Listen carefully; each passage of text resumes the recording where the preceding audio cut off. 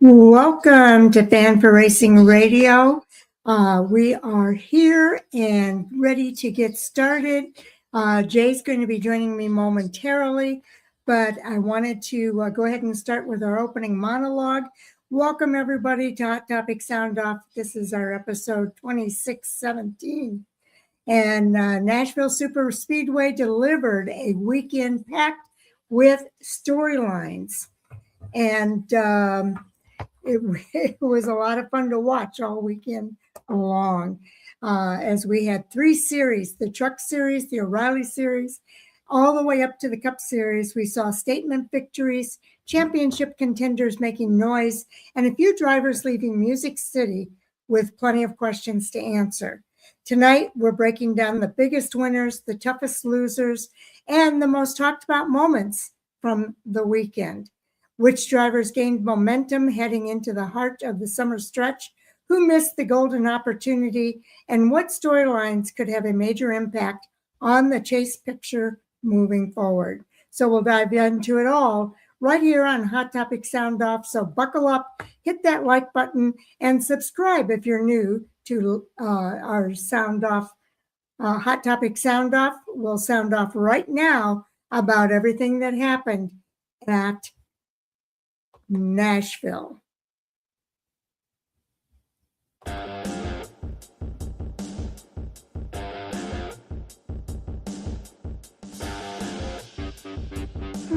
It's taking a while.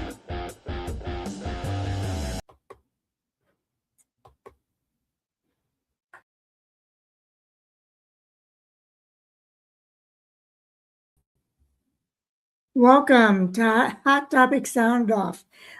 We are here.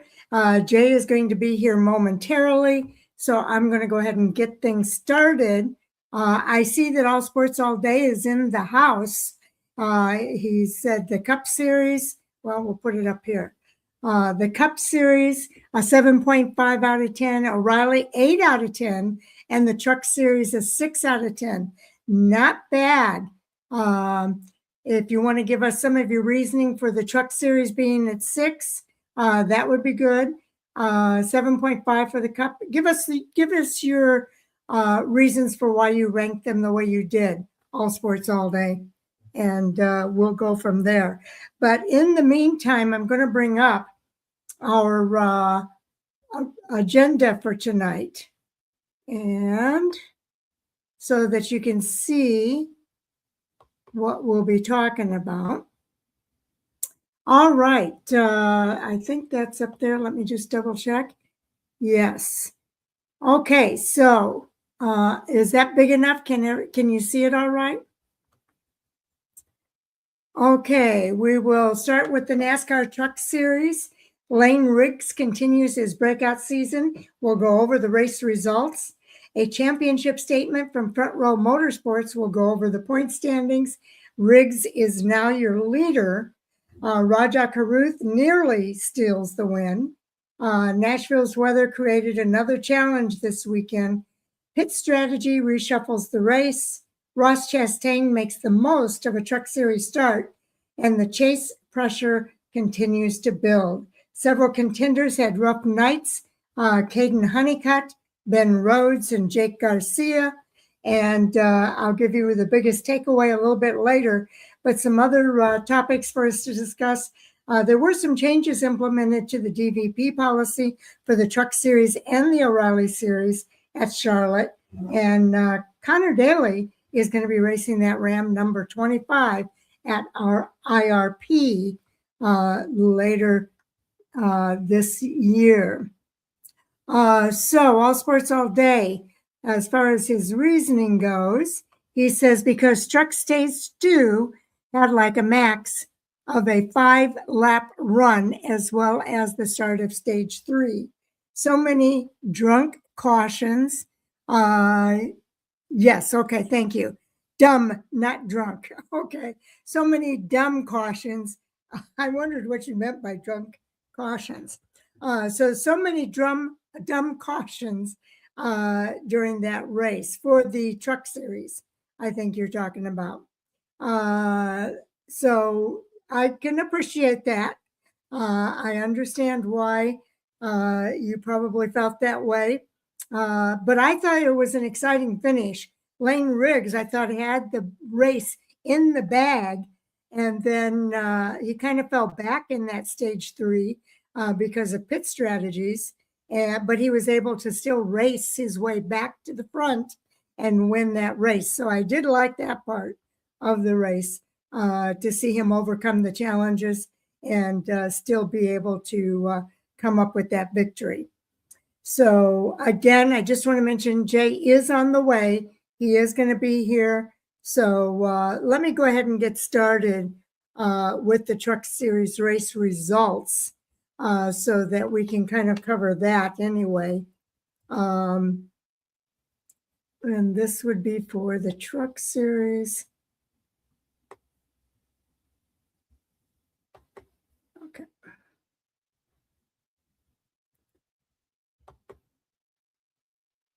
All right, there we got it. Let me pull it up on screen and share this tab.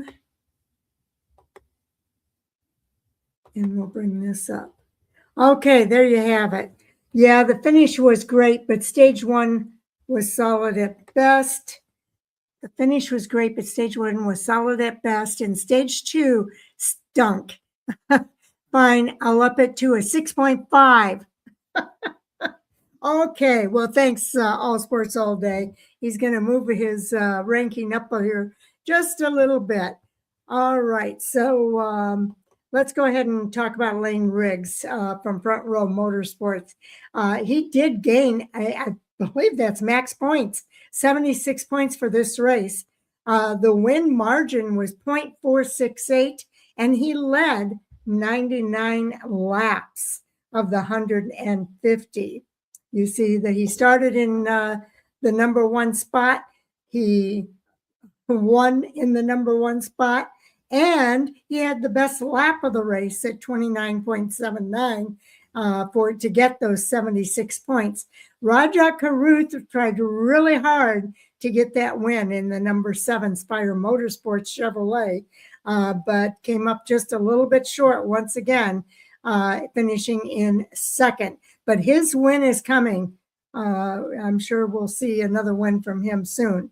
Chandler Smith in 3rd. Ross Chastain, the Cup Series regular in the number 45, was able to come in 4th. Tyler Ankrum with a 5th place finish. Stuart Friesen finished 6th. Grant Enfinger 7th. I'm happy for Grant Enfinger. He needed a top 10 finish. He's going to need a lot more, but that's more like where we're used to seeing him. Christian Eckes in 8th. Gio Rogero finished 9th, and Daniel Dye in the number 28 came home in 10th place. So we had 1, 2, 3, 4, 5, 6 Chevys, 2 Fords, and 2 Toyotas. So Chevrolet kind of dominating the series this weekend in that series. So again, I thought it was a good finish. I really enjoyed the finish. I thought Lane Riggs had that race won, and then, like I say, with the pit strategy, he kind of fell back there. All right, so let's go ahead and move on to the points. Normally, Jay does the points, but he's not here. So I guess I will go ahead and cover that because we do have a new points leader in this series, in the Craftsman Truck Series. It's been Caden Honeycutt at the top of the list, but he is now in 2nd, 37 points behind Lane Riggs. Then you've got Christian Eckes in 3rd, 93 points back. Chandler Smith in 4th.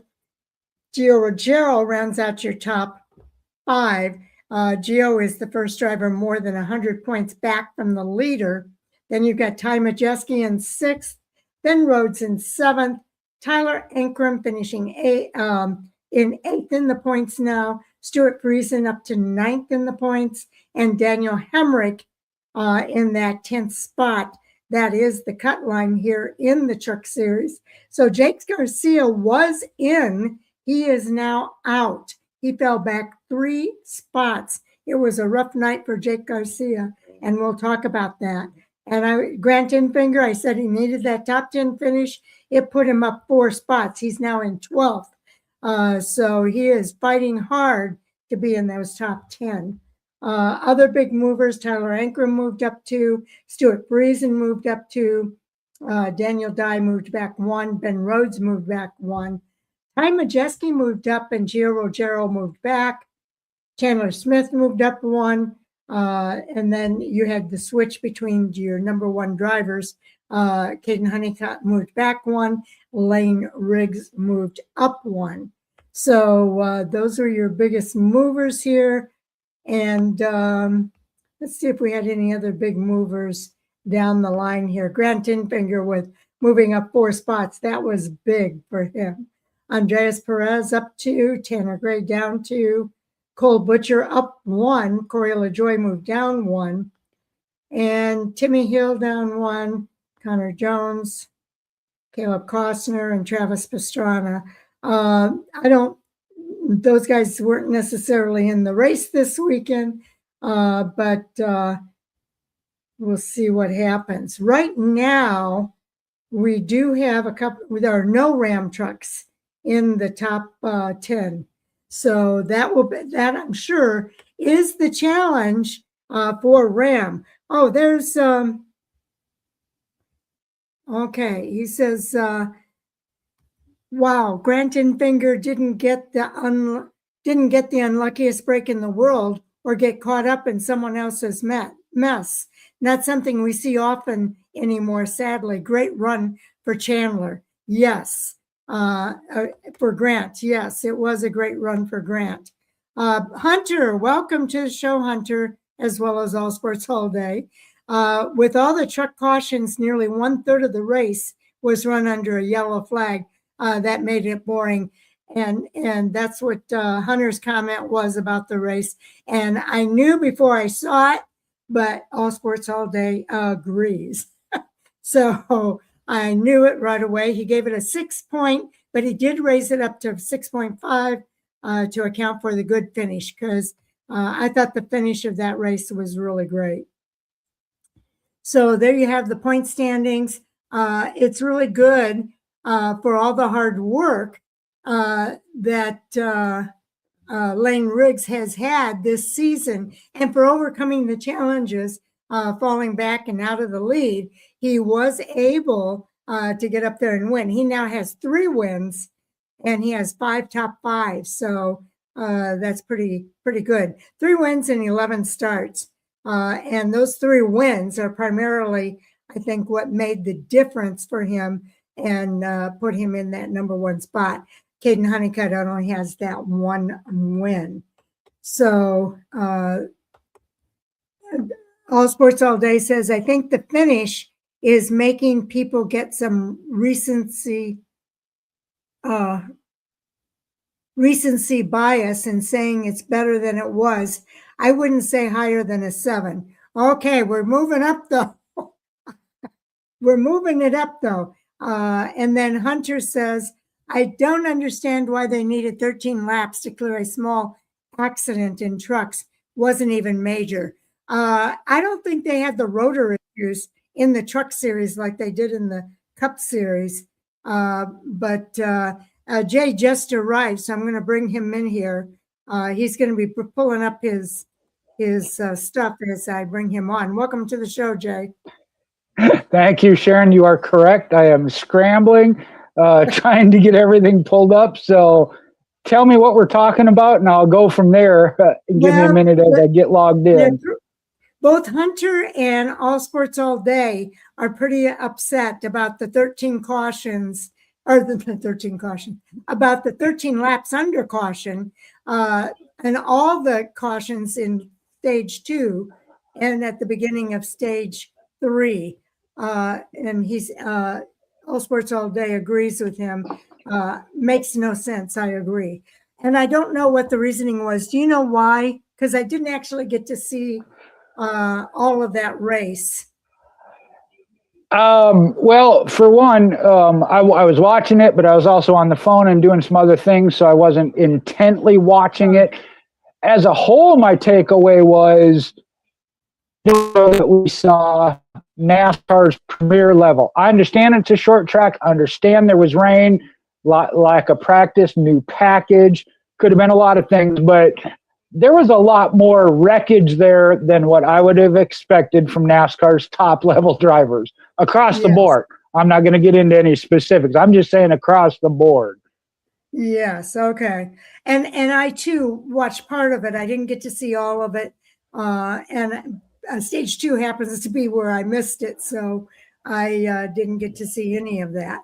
But I did get to see the finish. And I was surprised that Scott Riggs was behind because he was pretty much dominating the race in the beginning. He got behind, but was able to recover and come up with that victory. Jay, just to catch you up, I have gone over the results and the points. So we were just kind of got into this conversation about the cautions. All Sports All Day says a bit of a cluster truck in stage 2 for sure. Other than that, it was pretty good. He gave it a 6. I think we've got him up to a 7 though, Jay. I talked him up to a 7. No, it was overall, I mean, like I said, it was a good race for the truck series. Here we go. Obviously, you had some definite better vehicles. You know, Caden Honeycutt, another one of just didn't get the opportunity to show what's capable of and has now lost the point lead. Chandler Smith fighting back in, and he's dropped. I think he was in 4th, if I'm not mistaken. But I don't know. I mean, this is the part of the season where we talk about that of can you endure over the long run, and that's where I think we're starting to see. Yeah, you had some good runs or a couple of good weeks stretch. Can you maintain and be solid week in and week out for the whole year and obviously the chase? Yes, and I'm sorry, I wasn't laughing at what you were saying, Jay. I read All Sports All Day's message here. He says, I went up to 6.5. I don't budge that much. Okay. But he also gave, I wanted to give you the other rankings that he gave, 7.5 out of 10 for the Cup and 8 out of 10 for the Xfinity Series race. Okay. See, this week, I don't know if I'd have had the Cup race as high as, because that was the primary one where I felt like we didn't have top-notch driving, but I know there were a lot of factors. Like I said, I could see where there were some issues, but yeah, some of that was just not good driving. But back to the truck series, I did enjoy it. That, again, I would probably rank that one as probably one of my highest. There was some intrigue with the shuffle and whatnot there at the end. Would it have come out the same way without the caution? You could say that every week. I mean, there's always a spot in the race. Well, if that hadn't happened, this wouldn't have happened. It did happen. I mean, that's part of it. Fastest car doesn't always win the race. That is true. Hunter is saying he was really hoping, he really wanted to see Rajah Caruth win with strategy. He did get that second place finish. And I thought he was going to maybe pull it off there for a while. But Lane Riggs had other ideas. And that's where I say you go back to, yes, tires, definitely they showed that it mattered. Was there going to be enough time? I thought Riggs made some great moves, and we've seen that from, first off the top of my head, I'd say Corey Heim, like before in the past. He did what he had to do. Did he get a little help with cautions and traffic breaks? Yes. It would have been a great story to see Rajah Caruth win on the same strategy as last year in the number 7, which would have been, Kyle Busch. Just wasn't meant to be, I guess. Yeah, but I thought Lane Riggs put on a pretty good performance. He started from the pole. He swept both stages. He led most of the race. He rallied after that pit strategy, shuffled him back in the field, and he completed the comeback with a dramatic last lap pass to earn that third victory of the season and his second straight win. And it's a championship statement from Front Row Motorsports. The victory further strengthened Riggs' spot at the top of the standings. After Nashville, he held a 37-point advantage over second place Caden Honeycutt, showing that Front Row Motorsports has become one of the benchmark organizations in the series this year, and that is new for Front Row Motorsports. Well, and I'll tell you this, if you think, and this is my opinion, but look at last year, let's go the last 2.5 years. You would be talking about Lane Riggs as the phenomenal, unbelievable driver if it weren't for Corey Heim.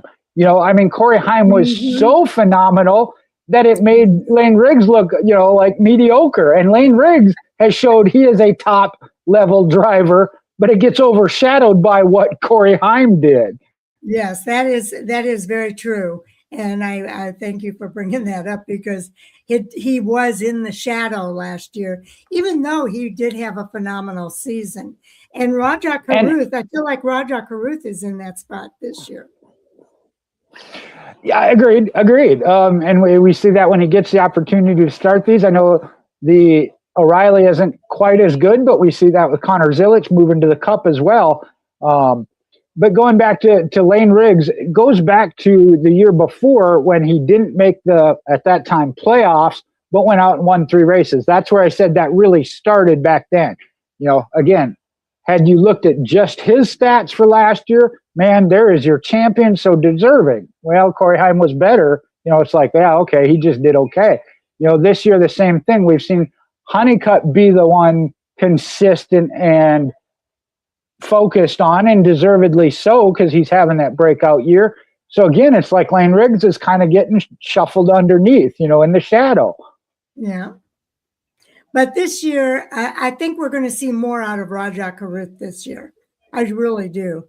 And I can't wait to see how this battle, and that could be your top 3 right there. Rajah Caruth, Caden Honeycutt, and Lane Riggs. Well, but Rajah is not full-time. Oh, is he full-time in Xfinity? He's full-time. Remember, he's jumping rides in the O'Reilly. He just did that start because of the Kyle Busch situation. And I don't know how many more starts he'll get. There. You're right. Yeah, you're right. But I thought he did himself proud. He did Spire proud, I think, with the run that he had in the series. And it was so fitting, because they talked about that, his relationship with Kyle. He wasn't afraid to go ask Kyle. Kyle shared with him. I mean, he soaked up every bit he could, and we still see that. Yeah. And we are going to talk about Kyle a little bit later tonight too, more in depth. But the Nashville weather created another challenge. Unfortunately, the race didn't start on time. There was rain in the area that delayed the event by nearly 3 hours, which is why I missed some of it later. That forced teams and drivers to wait through the changing track conditions before finally getting that green flag under the lights. Weather also affected their qualifying and helping to set the stage for a very unusual weekend. So they didn't get their usual time on the track. And I think that probably didn't help matters. But we did see that Grant Dinfinger had a good run, a top 10 finish. Right, yeah. I was going to say, take some positives. That's certainly a positive if you're a Grant Dinfinger fan. The positive for me was, and I almost missed my opportunity. Normally I record it, and I knew it had gotten delayed, so my recording was going to be a bunch of people talking. Well, then as I got home and I was just kind of chilling, and all of a sudden I was like, well, if they got delayed, and Fox will normally stay with it if they run it. I look up the time and I'm like, oh, that's about now. I flip it over. So I got to watch it live because of it. So it's a positive to me. Okay. That was good. Yes. Okay. There was a lot of pit strategy in this race that really reshuffled the whole thing. As I mentioned earlier, Riggs looked like he was untouchable through the first 2 stages. but the pit strategy around lap 99 dropped him deeper in traffic, and that created a much more competitive final stage and turned what appeared to be a runaway into a race that came down to that last lap. So for me, that's why I thought it was a good race, and maybe because I missed that middle part that you were talking about, that was delayed so bad. I missed that particular part of the race. So I thought the race was exciting to watch. So it's all in perspective. Right. And to me, that is, I like the mixture, but I think honestly, even when they made the call, they knew that if Riggs had a good truck, that it was a possibility he could get to him. And then, he's coming. Oh, he just dropped 6-7 car lengths in one lap. Be like, you're in trouble. Hang on, do the best you can. I think they had basically resigned, dude. That didn't work. We needed a little few more laps or whatever. But give Rajah credit. He did what he could to attempt to slow down and block and, without wrecking. I mean, he did it in a good way. But yeah, he accepted that didn't quite work out the way we wanted. Exactly. Okay, so that seems to bring us to our next topic then. Ross Chastain, he had a top 10 finish. He made the most of his Truck Series start. He used strategy and veteran experience to work his way into contention. He ended up finishing 4th, and his run gave the race another recognizable name near the front and helped create several late race battles among the leaders. Thoughts there? I know a lot of people don't like it when the Cup drivers come into the race, but they do bring fans to the race. They do bring people, more people to watch it, and I think it's a good thing. And the other drivers do learn. The one thing here that, and we've covered in the previews in the past, Nice Motorsports on a winless streak, their last with Ross Chastain. I don't see him as the same level as they were. Because again, we're talking about it, he was represented, had a good run, but it was 10th. It used to be Nice Motorsports got to win every couple of weeks or, month because Ross Chastain would come over, which I always wondered then why I get they're a Cup driver now, got experience and whatnot, but if other drivers, and I think back to KBM days, hey, if I can get a driver, myself or somebody else, to come and win in the equipment, it's not the equipment, I mean? And so I think right now we're looking at Nice Motorsports, I think has slipped a little bit as far as production of what they're putting on the track. And that's possible. It happens. A lot of these things go in waves. So, they just happen to be on the downside of the wave right now. But that 4th place finish was a positive for the organization. There is some playoff. Chase pressure is starting to build. With the season moving deeper into the summer stretch, every point matters.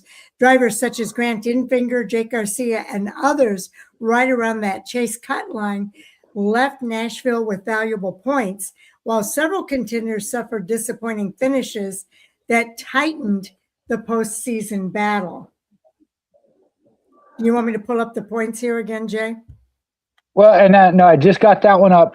Correct me if I'm wrong. The Truck Series takes 10 drivers, right? Am I correct in that? Okay, so Daniel Hemrick is tied at the cut line with Stuart Friesen, 254. I looked at this after I watched the race that night, which means it was 1, 2 in the morning. Wasn't sure if I was reading it correctly, if I was seeing straight or not. But then you got Jake Garcia, 6 back from them. Then it's 26 back to Grant Infinger, another 7 to Justin Haley, Brendan Queen, another 2. You're getting into that range of that's going to be a little tight to overcome. Even the positive of Grant Infinger getting a good finish, gaining on it, it's getting pretty tight and less time to get it done. You're to the point now where you've got to be top 5 and then still maybe need them to have a bad day, an off day. or you're not going to make it. Especially when drivers like Lane Riggs comes up with all 76 points. He got the full value of points in that race. That makes it extremely hard for these drivers to make any moves. Granted, Infinger did move up 4 spots, but he had a great run to do it.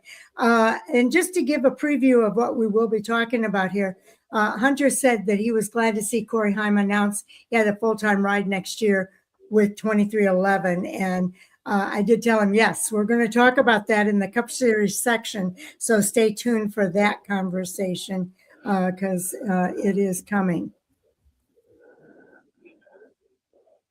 But yeah, you're talking about the contenders. If you get into that, of what helped Grant Enfinger there. Some drivers are contenders, as you have it there, of having the bad days. Obviously, Caden Honeycutt, and like you mentioned with Lane Riggs, max points. Honeycutt has a bad day.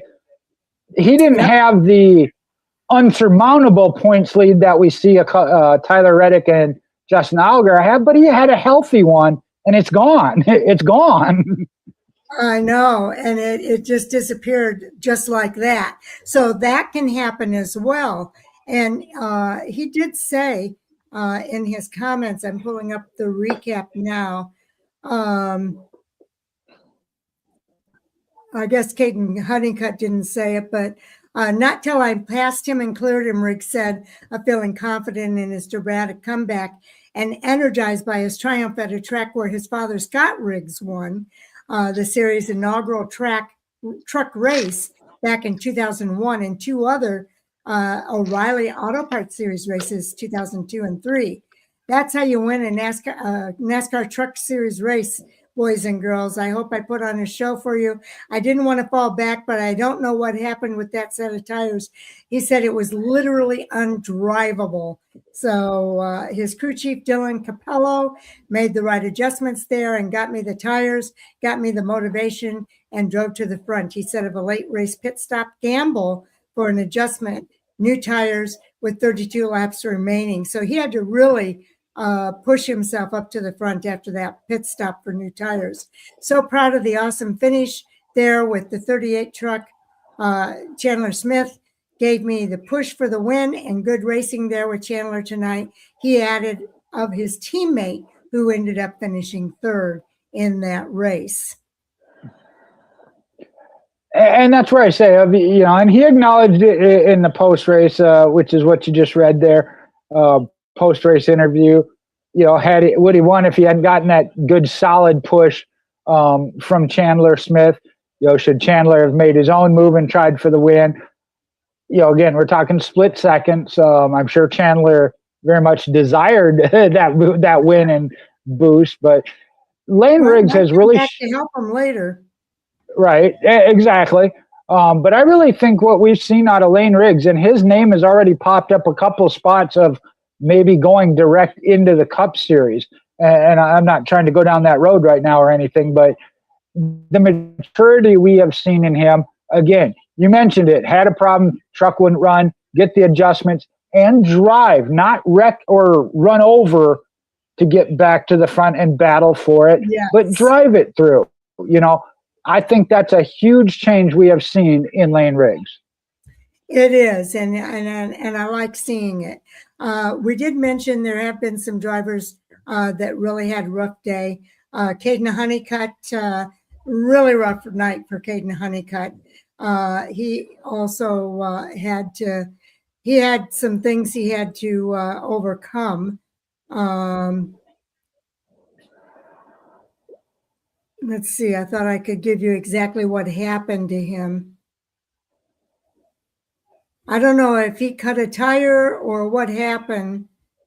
That happened before I picked it up. So I don't know exactly what happened, but I think he had cut, when I picked up, he was out there many, many laps down, just trying to salvage what he could. Right. I think there was something, he had a mechanical issue or something that put him back there. And I thought I had it here, but I don't. I apologize for that. But other drivers that had some issues this week was Jake Garcia. I saw him fall back and Ben Rhodes. They both, I don't know that Ben Rhodes moved down one, and Jake Garcia, it hurt the most because he moved down 3 spots, which moved him out of chase contention. So he's now 210 points back and 6 points out of the top 10. And he's one, unfortunately, if Grant Enfinger or one of the Dodge Rams there, Justin Haley, Brendan Queen get in, I think it's going to be Jake Garcia that ends up on the outside looking in. Well, it's either that or Stuart Friesen. Those are the two that are tied right there, or Tyler Ankrum. You know, again, you hate to see any of them get out, but if you want to see somebody get in, somebody's got to go out. That is a very true statement. I'm going to give you the biggest takeaway here, and then you guys tell me what you think the biggest takeaway from the race is. The headline from Nashville was pretty simple. Lane Riggs showed that he can win in multiple ways. He dominated early. He overcame a strategic setback and then delivered under pressure in the final lap battle. That combination of speed, resilience, and execution is exactly what championship caliber teams need as the Truck Series season heads toward the chase. So we say it all the time, Jay. A champion knows how to overcome the obstacles that get in their way, and he certainly showed that he can overcome and come back and win. So your question was, what are the biggest takeaways? What's your biggest takeaway from the Truck Series race? See, now you got me. You changed it. It was my takeaway. I was going to answer with the trophy and the check, but for me, I would have to agree with that. Certainly a storyline for the entire year. For whatever reason, it seems like Lane Riggs and that team get off to a little bit of slow start every year, but he picks it up and hits on all 8 cylinders when it's time. You know, the first year we talked about didn't make the playoffs, but still got 3 wins. Yeah, that one was a little late. So Caden Honeycutt has been on a very solid, consistent streak. We'll have to look to next week or next race now, whether or not they rebound from that hit. You know, we saw, like you said, Lane Riggs in this race overcame and can win on any type of track. So those are all good things and a big takeaway. The question will be, to me, is can Honeycutt and that team, we know that team and organization can, we've seen them have to do it with Corey Heim. They showed the replay of the truck misfiring, you know, right? So, yeah, it'll be key over the next week or two is, can they get back to where they were? Was this a one-time blip and it's done, or does it derail them now permanently? And see, I don't think it was a one-time blip. If you remember, he won that first street course race. No, I'm talking about Honeycutt. Oh, Honeycutt. Okay. I was saying Honeycutt's bad race. If that, okay, I see his blip. Okay. Right. If they come back next week and get back to top 5 winning, contending, or if it derails them. Yeah. No, Lane Riggs, absolutely. It's been coming. I think we're seeing the fruits of what was coming now. Well, Christian Eckes is the 3rd driver in the point standings, and he is 93 points back. Chandler Smith is 96 points back. So those guys are pretty close between 3rd and 4th.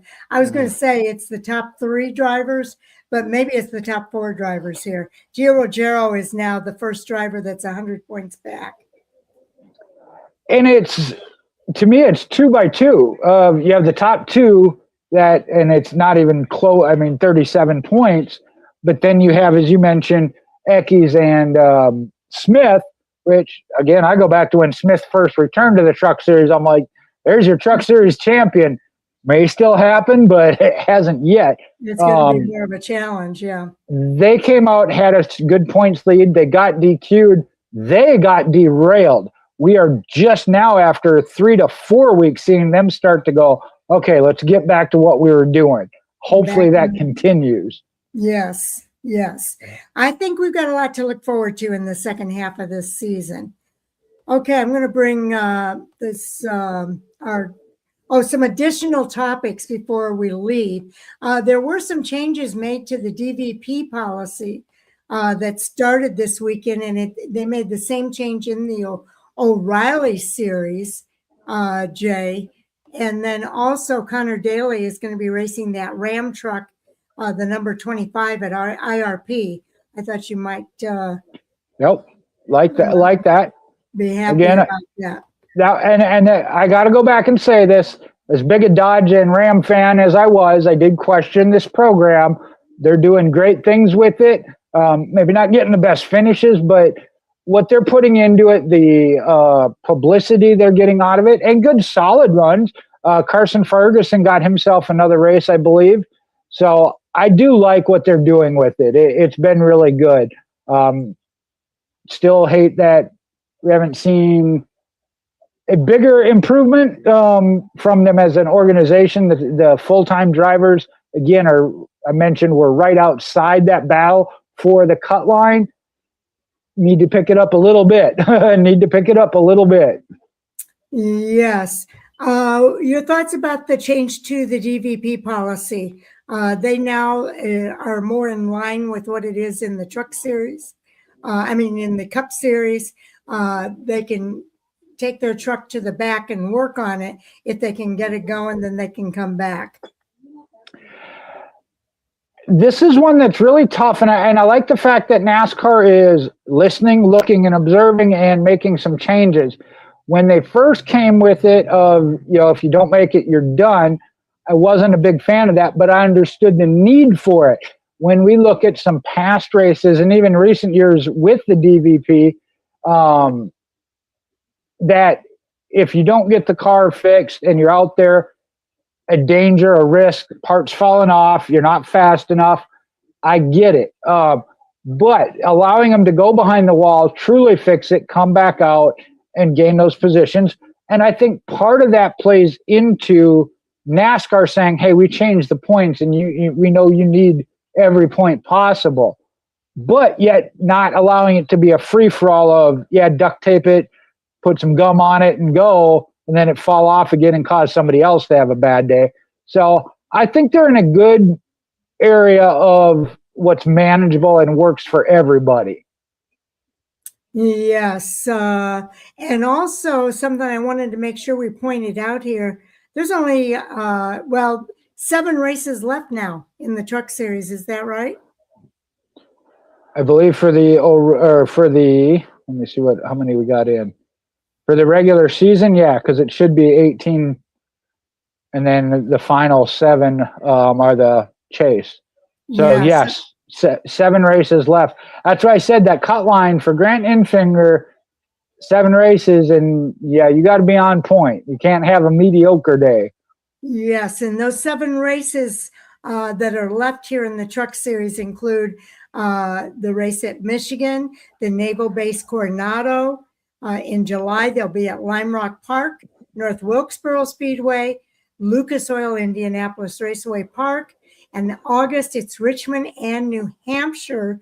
And New Hampshire is their season finale on August the 22nd. So, wow, 7 races, and it's going to be done. That's hard to believe. What really concerns me there, and not just for Grant Enfinger, but overall, could get really wild. There are a lot of short tracks in that stretch. Yes. And we just saw what can happen on a short track. And we saw what he did at, I keep wanting to call it Sebring, the St. Petersburg? St. Petersburg, thank you. The race at St. Petersburg. He won that race, having never raced that track before. Coronado Naval Base could end up being something that Lane Riggs can be very good at as well. He's certainly going to be a favorite based off of that. Like you mentioned, not having been to St. Petersburg, and he's the winner. They're definitely going to be looked at as a favorite or one to watch. Okay, let's go ahead and move on to the NASCAR O'Reilly series now. Let's see. Okay, to pulling this up. This is our list here for the O'Reilly Series. We'll talk about Justin Allgaier continuing his championship charge, and we'll cover the race results as well as the point standings. Brent Cruz once again proves that he belongs. It's another strong junior motorsports night. William Sawala turns a career best type result. Corey Day keeps his momentum going. Jesse Love's, though, race, the pole didn't quite turn into a win. And Kyle Larson's guest appearance draws attention, and the chase pressure is building here as well. And then we'll talk about the biggest takeaway. Nick Sanchez is the additional topic on the list, as he signed with Peterson Racing to be racing. So I was happy to hear that news. All Sports All Day says Riggs might be the favorite for sure at San Diego, Jay. I agree. Yeah. Yep. Or that's actually Hunter. I'm sorry. Hunter said that. Riggs might be the favorite for sure at the San Diego, and I agree with Jay. I do too. I think he's going to be a favorite there just based on what he did at St. Petersburg. So, well, and I look back at his road course history behind Corey Heim. I mean, look at where he finished. Take Corey Heim out of it. Yeah, he's a very solid road course racer. And I started to say that earlier. As much as he was in his shadow the last couple of years, maybe, he learned a lot from Corey Heim. And that's true. Good point. Yeah, I think he learned a lot for him, and it made him a better racer, I think. Hunter says Larson didn't really bring much attention at the track. He wasn't really in contention. Yeah, we'll talk about that. That's a good point. Hold on to that 100. It's on our list, okay? Are you talking? Let me ask you though. Are you talking about the O'Reilly Series race? I think that's what you're talking about is O'Reilly Series. Yeah, because you said you had that on the list down there, guest appearance, which I was going to have to ask when we get to it. Yeah. Okay, I did cover everything. Okay, so with that, I'm going to go ahead and remove that. Let's go ahead and start with Justin Allgaier continuing his championship charge. He scored his fourth victory of the season. He took control late. He passed rookie Brent Cruz with fewer than 20 laps remaining, and the win further strengthened Allgaier's position as one of the championship favorites and continued his recent dominance at Nashville. Now, this race I only caught bits and pieces of, so All Sports All Day said Larson might have had the loosest car I've ever seen, but he likes him that way, I will say. Right. And Hunter says both, but more so in O'Reilly. Yeah. Now, okay. He was talking about both, but more so in the O'Reilly. Okay. Correct me if I'm wrong. The O'Reilly race also got delayed, did it not? I think yes. I think the only one that didn't get delayed was the Cup Series. Well, with that, and I'm trying not to be extremely negative here, but first off, my CW didn't even record at all. But oh, no. It probably would have been garbled, and it would have been replay or something because I don't think they ended up on time. That is one I got to give a big shout out to FS1. They will stay with it or go to something else and come back to it, even as it moves from last weekend. It was Saturday afternoon, Saturday night, Sunday morning. I still found it on FS1 at scheduled time. So just take note, CW. So okay, what I know, All Sports All Day says we've got it wrong. Trucks and Cup got delayed, not the O'Reilly Series. Oh, that's probably true because I was driving home on Sunday listening to the race. You're right. It was the O'Reilly that didn't get delayed. okay, the O'Reilly didn't. Like I said, I didn't know either way because I didn't get to watch it. Period. Yeah, I didn't either. But you're right. The Cup did get delayed. I do remember that now because they were talking on the radio. Okay. All Sports All Day, keeping us straight all the time. And I got home just in time to catch the end of the race as well. So that was pretty cool. Yeah, no, honestly, that one, I don't remember what I had going on Saturday. I don't know what I got going on tonight and today. I was relying on the recording, and yeah, it just wasn't there. So, based on reading the results, seeing it, you know, not a surprise. Obviously, we know what Justin Allgaier is capable of. He showed it. He's making history. I feel like he's kind of a bully, if you will, because he took it away from Brent Cruz. You think Justin Allgaier is a bully? Why you got to take it away from the rookie getting his first win? I mean, no, I was like, man, of all people, you know, it's one of those, what was it, Denny Hamlin back at Bristol? He's like, I hated to beat Matt DiBenedetto to take the win, but. Yeah, but it's hard to tell a driver to give the race to somebody else. Nor should they. Yeah. He says, oh, trust me, I know, because Truck and Cup got done around 1 a.m. my time. I'm sorry to hear that. I forgot about that. You're right. It was late, so I forgot you were even an hour later. Yes. So he knew, and we do appreciate you keeping us straight. Well, with that, your thoughts, any other thoughts other than you didn't want him to beat? I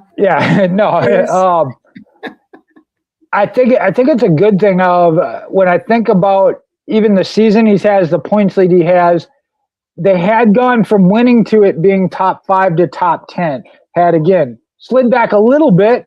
Obviously, still great finishes. He's still getting stage points, but they weren't top 5 in winning. So I was just that tick concerned. Again, it's not like they fell off the planet or anything. But to see him come back and get the victory, not a surprise. I am thrilled. He's made history there. He is now ahead of, was it Jack? Who did he separate from? He's now got the 5th spot all time in wins by himself. Oh, I see. Yes. Jack Ingram. There we go. Thank you. Yeah.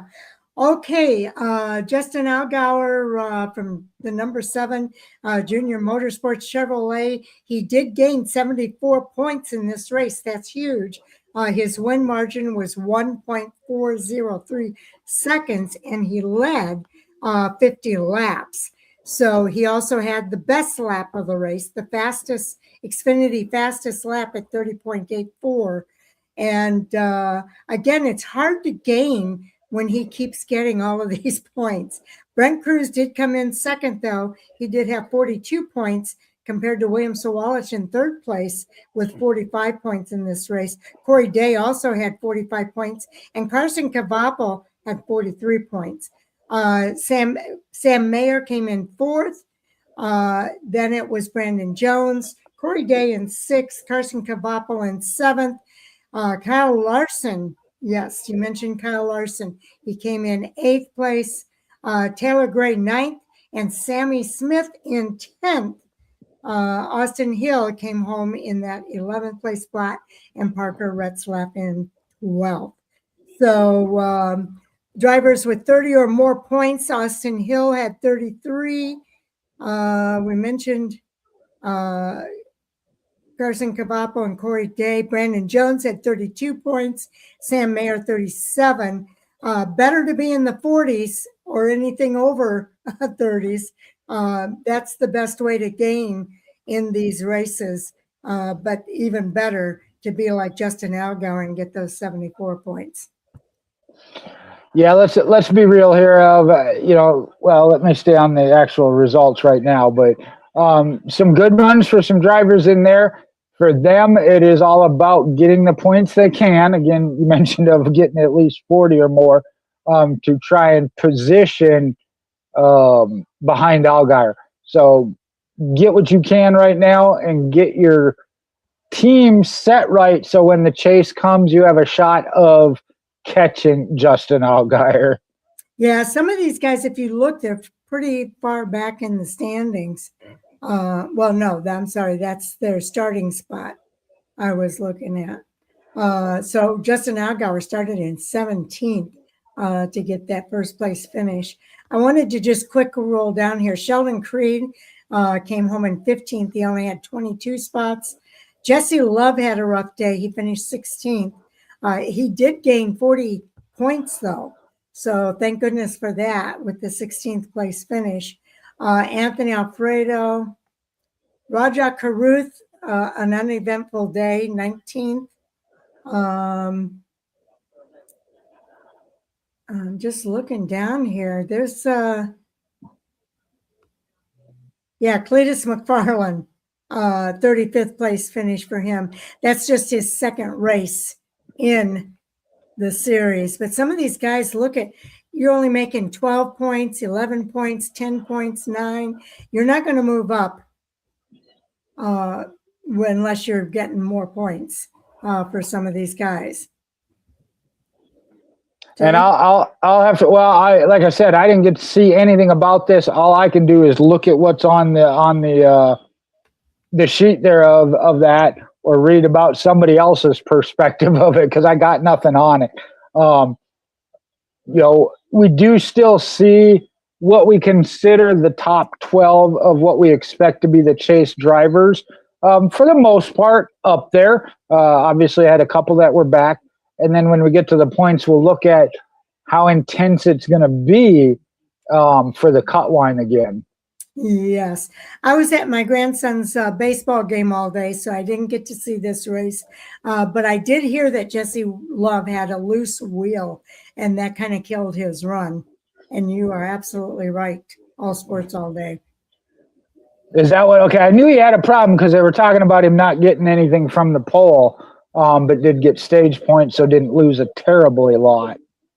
Okay, let's move over to the standings here for the O'Reilly Series. Justin Allgaier still at the top with his 74 points added on this week. Yeah, and this is where I said 770 points, 4 wins, 6 stages. He's got a 179-point lead over second. That's where I said this is everybody now repositioning behind him and hopefully getting set to make a run at him in those final 10. Good luck with that. So Jesse Love is that one in second. Then it's 17 back, though, to Corey Day. And we've seen his progression. Sheldon Creed, a reasonable season. Again, got his first career victory at 532. 20 back, 512 for Brandon Jones. Another 13 back, 499 for Austin Hill. That's your top 6. Second half of what would be the chase contenders: Carson Kavapel, Sammy Smith, William Sawalich, Parker Retzlaff, Sam Mayer, and Taylor Gray. And just stopping there in those names I said, week or 2, maybe 3, William Sawalich was out. He's up to 9th. Parker Retzlaff was in, out, in. This is going to be intense. The numbers, Taylor Gray at the 12th spot, 399. Raja Caruth, 387. That's 12 points. Another 3 back to Brent Cruz. Brent Cruz was in. Remember, we said he got in quicker than we thought. He was in. He is now actually a total of 15 out, right in contention. Ryan Sieg at that same number, 384. From there, you drop to Brennan Poole at 309. I think we'll just stop there. So 15th up to 12th is, what did I say, 399? 15 points. Above Taylor Gray, 14 points and 16 points to Parker Retzlaff. William Sawalich at 429, 30 points up is solid, but not a guarantee or good, because we have seen William Sawalich go out and back in with that 30-point jump in 1, maybe 2 weeks. So, yeah, not secure by any means. But if you notice, there's not a lot of movement in this series. It's like 1 up, 1 down, and 1 up, 1 down, 1 up, 1 down. Everybody else is pretty secure. There's not big movers like we see in the other series, in the Xfinity series. And look at the top here. The top 6 drivers, there's no movement at all. They are pretty well sealed in to those top 6 spots, and with nobody moving in or out, or up or down. The first movement comes with that 7th and 8th spot, and then the 9th and 10th spot. Well, and that's where when I read the results, or you read the results, like I said, those are the names you do still hear. Again, shuffle up in the top 10. You got bonus points. You're right. I mean, it might close a gap, but it's not necessarily going to shift you a full position when you're talking a 20-point gap in between each. It's a matter of that bad day of 15th or worse. And then, yeah, you could drop, and you could drop for 5 spots at that point, just because everybody else is up in the top 5 and 10. And I think that this is going to be one of the hardest series, the most competitive series as we get closer to the chase. It's going to be the toughest series to win, I think. Behind the bully Justin Allgaier, yes. No, He's not a bully. Don't do that. I'm just playing. No, I felt so bad. It's one of those again and like I said, I saw nothing of the race. I knew it wasn't a last lap pass, but it was in a short stretch, which meant Brent Cruz had been up front and had it at least within sight. And yeah, I mean, again, Dale Earnhardt. I mean, you win everything. That's what you are, right? You're a bully. You're taking all the wins. But, I feel like a mom saying, "Don't. Who wouldn't like my son?" Right? Yeah. He's an Illinois driver. I got to defend my Illinois driver. Hey, you don't even have to defend Justin Allgaier. I mean, his stats and his demeanor, who he is, stands for itself. Anybody that's listening would absolutely know Justin Allgaier is not a bully in any way, shape, or form. No, I just felt bad that rookie that close, 20 laps. It's in sight. He's drooling. I just have to defend my Illinois guy. Yeah. No, and again, if you got a fast car, what are you going to do with it? Bully your way to the front, drive your way to the front. I mean, like I said, I would not have wanted him to not pass Brent Cruz or anybody. I don't ever want to see a drive over and give a win away. Either. Absolutely not. Right. Yeah. You are 100% right. Okay, so moving along on our list here, Brent Cruz. He proves that he belongs. He's one of the biggest stories was the performance of the teenage prospect, Brent Cruz. Cruz led late. He looked capable of scoring a breakthrough victory before Allgaier's experience won out. Even in the second place, Cruz showed that he can contend for wins against the series' top veteran. And I think that is a strong statement from the teenager Brent Cruz. I think he's making a statement of his own, even with a second place finish.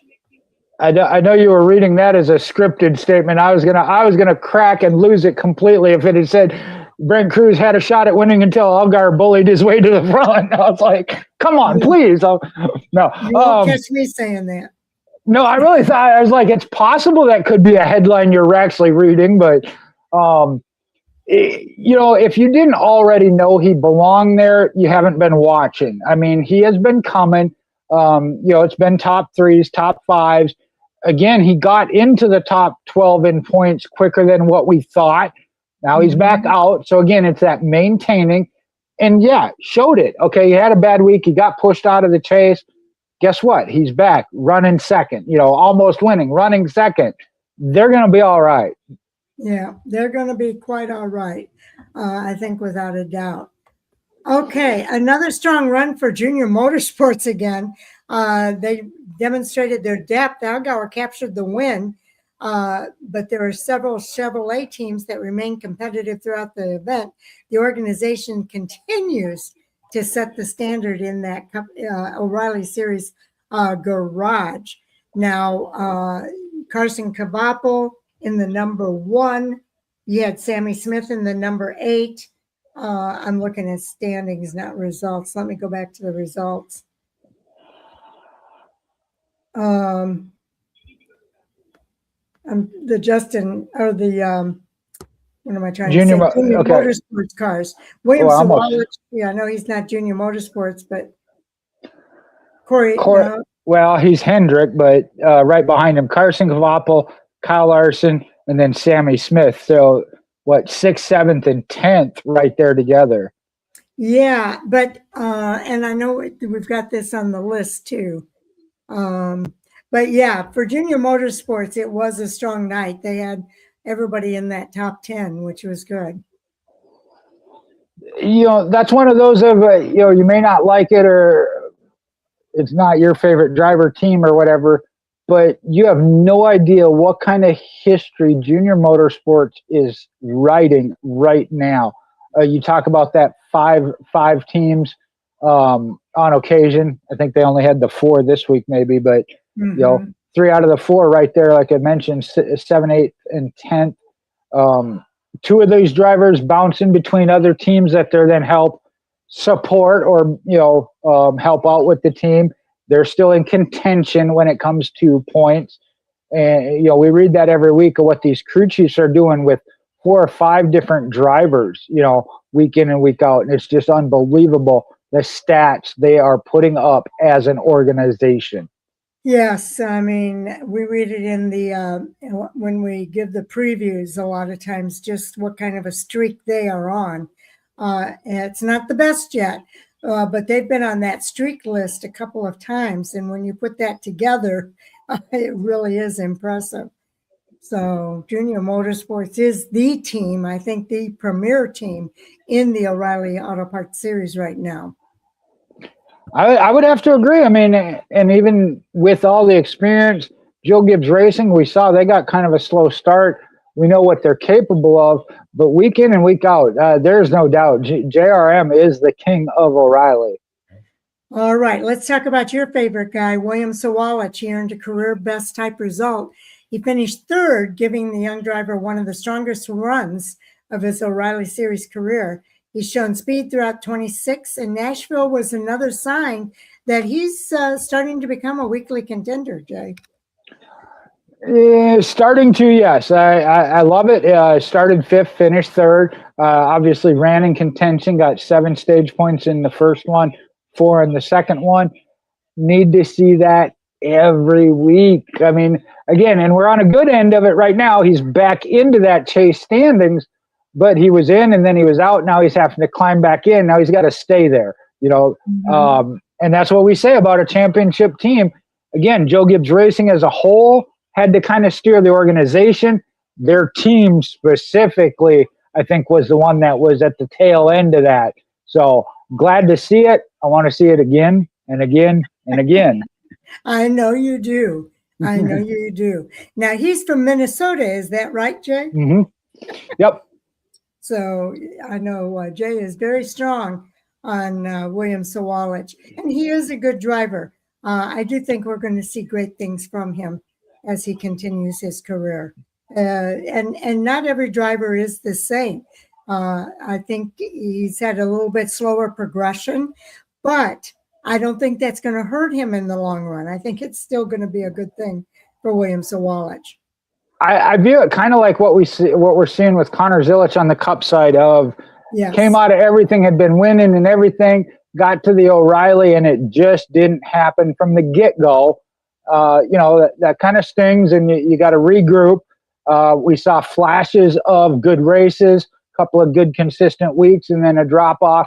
This year has been his most solid year, and again, he's what is he up to, 9th, I think I said, in a fairly solid points position, but he's got to maintain it, and I say that of not him, but a team, an organization.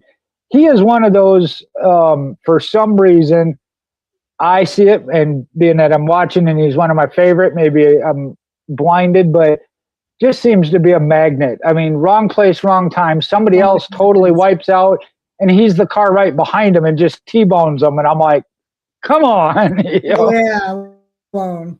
I mean, that's there ain't nothing. I don't care how good a driver you are. The car in front of you turns sideways all of a sudden. Yeah. What you gonna do? Yeah, that's true. And he has had some good runs that have been curtailed by exactly those types of incidents.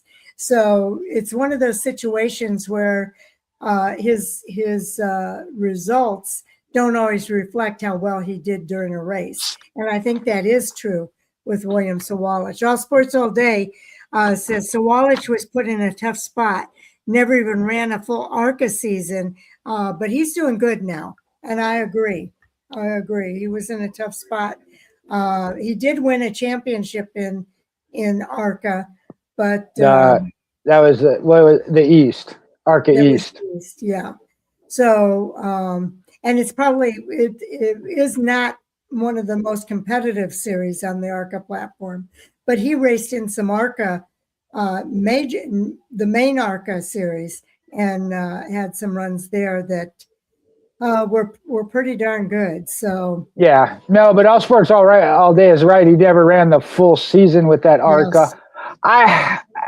yes. I don't know if that was necessarily needed again. Maybe, and that might be. I'm not going to say it wouldn't have. Any seat time is always does you good. I wouldn't say he wasn't ready to come up to the O'Reilly. It just several things just didn't click. Crew chief, the car, whatever. It wasn't there for some reason. And again, this year, Joe Gibbs Racing as an organization didn't start out the year strong, and they're not the strongest team at JGR, so that didn't help. Yes. But I think he's done well, given the circumstances in which he moved up and everything. I think he has done well. Now, remember at the beginning of the season, we were counting how many top 10s Corey Day was getting, and then he fell off the wagon, so to say. Well, he's back. After already earning his first series victory earlier this season, Corey Day continues to impress with a sixth place finish, another top 10. The Hendrick Motorsports Development driver remains one of the hottest young talents in NASCAR and keeps building his chase momentum. He's now third in the points. And that's one of those of, honestly, I think the competition ought to look at it and be thankful he's sixth or seventh, because you're right. When he got that first win, he was one of those drivers you thought could go on a Connor Zilic type run and win 4 or 5, in a couple of weeks of that. So good that he is back at being consistent. You're right. He did have a couple of really rough weeks, but that shows you the organization. Hendrick Motorsports partnered there kind of with Junior Motorsports, but that they're going to be behind him and they're going to come back. They're not going to stay down. Exactly. He's with a good organization. He does have some raw talent that he is showing on the track in his rookie season. So I hope he stays with NASCAR, and I think we're going to see great things from Corey Day. And that's one. I want to say it was Dale Earnhardt Jr. I might be wrong, but in working in partnership with him as a Hendrick Motorsports driver, he said the biggest thing was when they went to Corey Day early in the season and said, "Hey, you got talent, you're fast, you're messing up, and you're messing up other people." He said, "Okay," and he changed. He listened, he heard, and he changed. Yes. Well, and he comes from a dirt background too. And so I think that always helps the drivers when they come to asphalt. Kyle Larson likes a really loose car. Somebody mentioned him having a loose car. He likes it loose. And I think Corey Day is another one of those drivers that likes that loose car and does well with it. Not everybody is able to handle that loose car, but Corey Day is one of the drivers that can and does very, very well. So I think he has that going for him.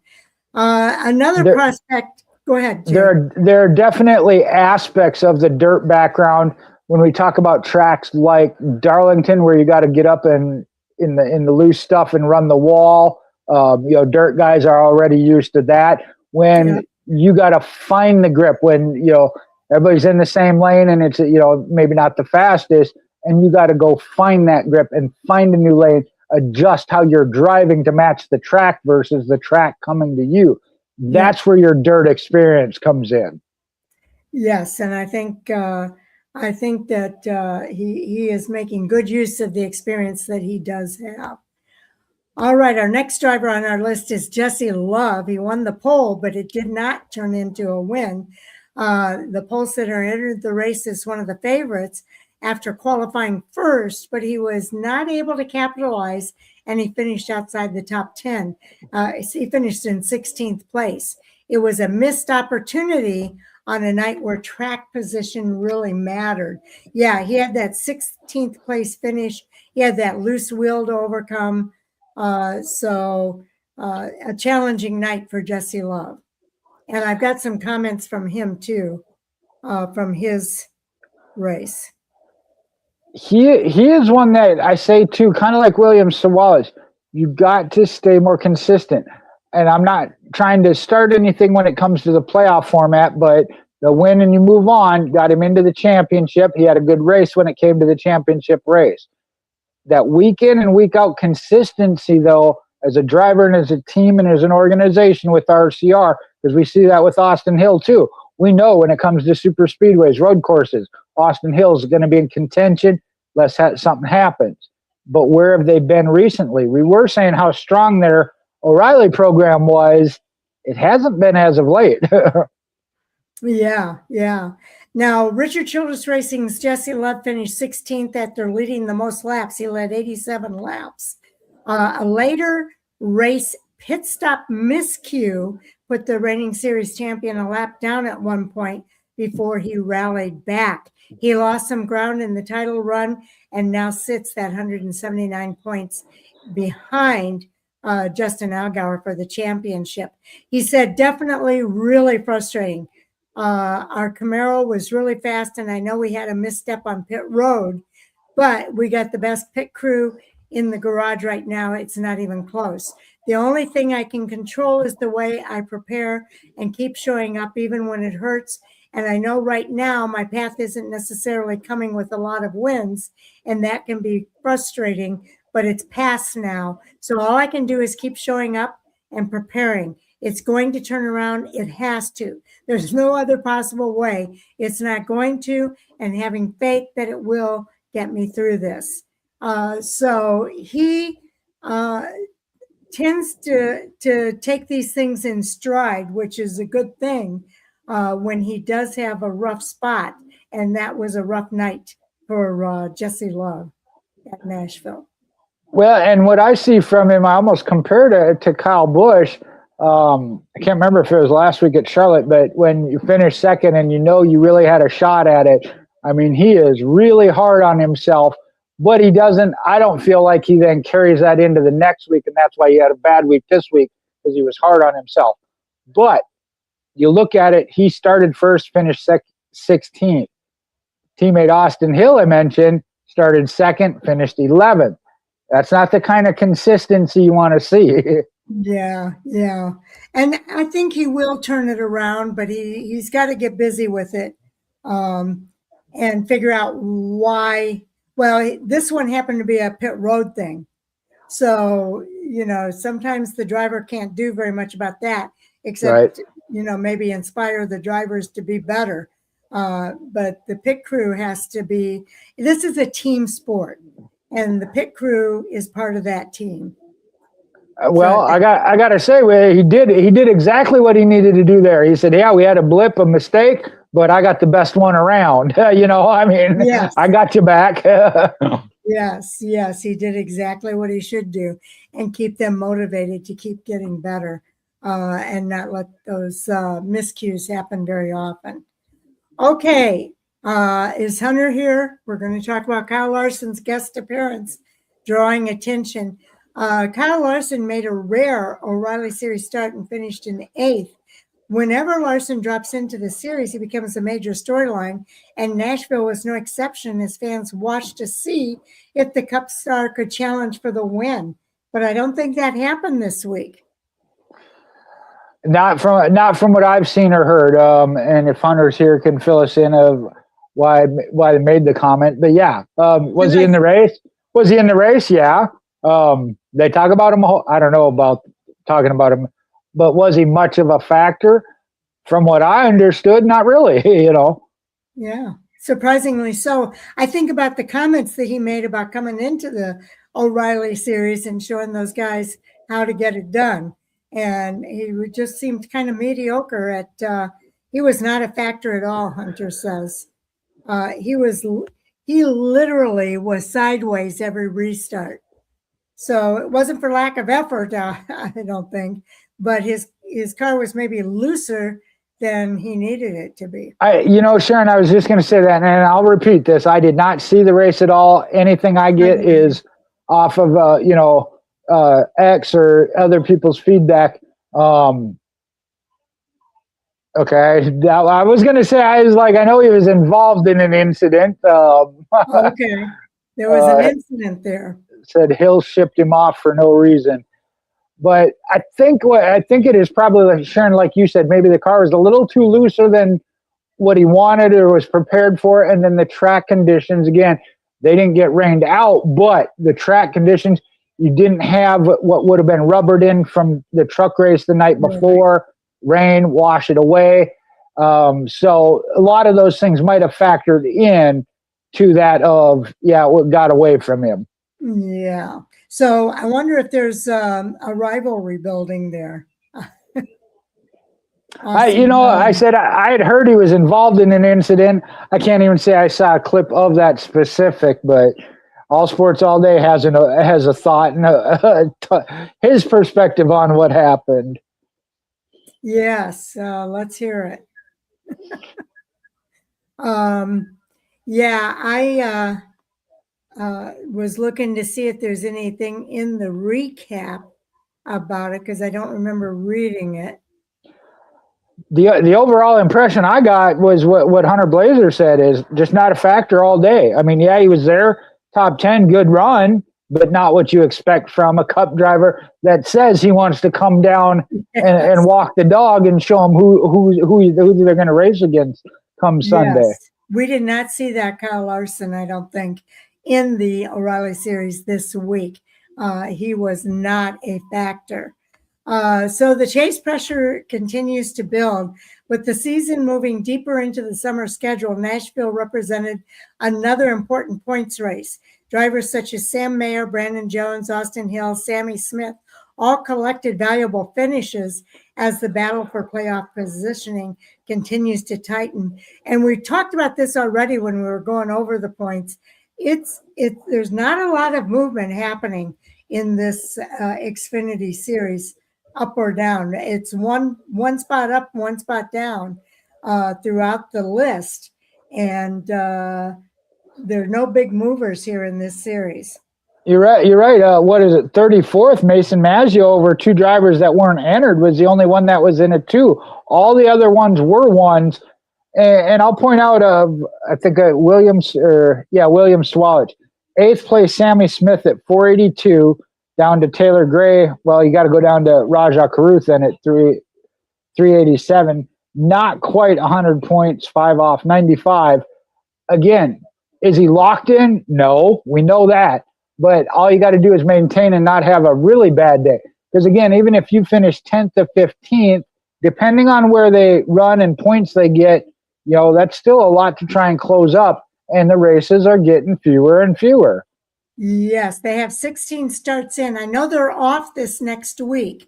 They have an off week this coming weekend.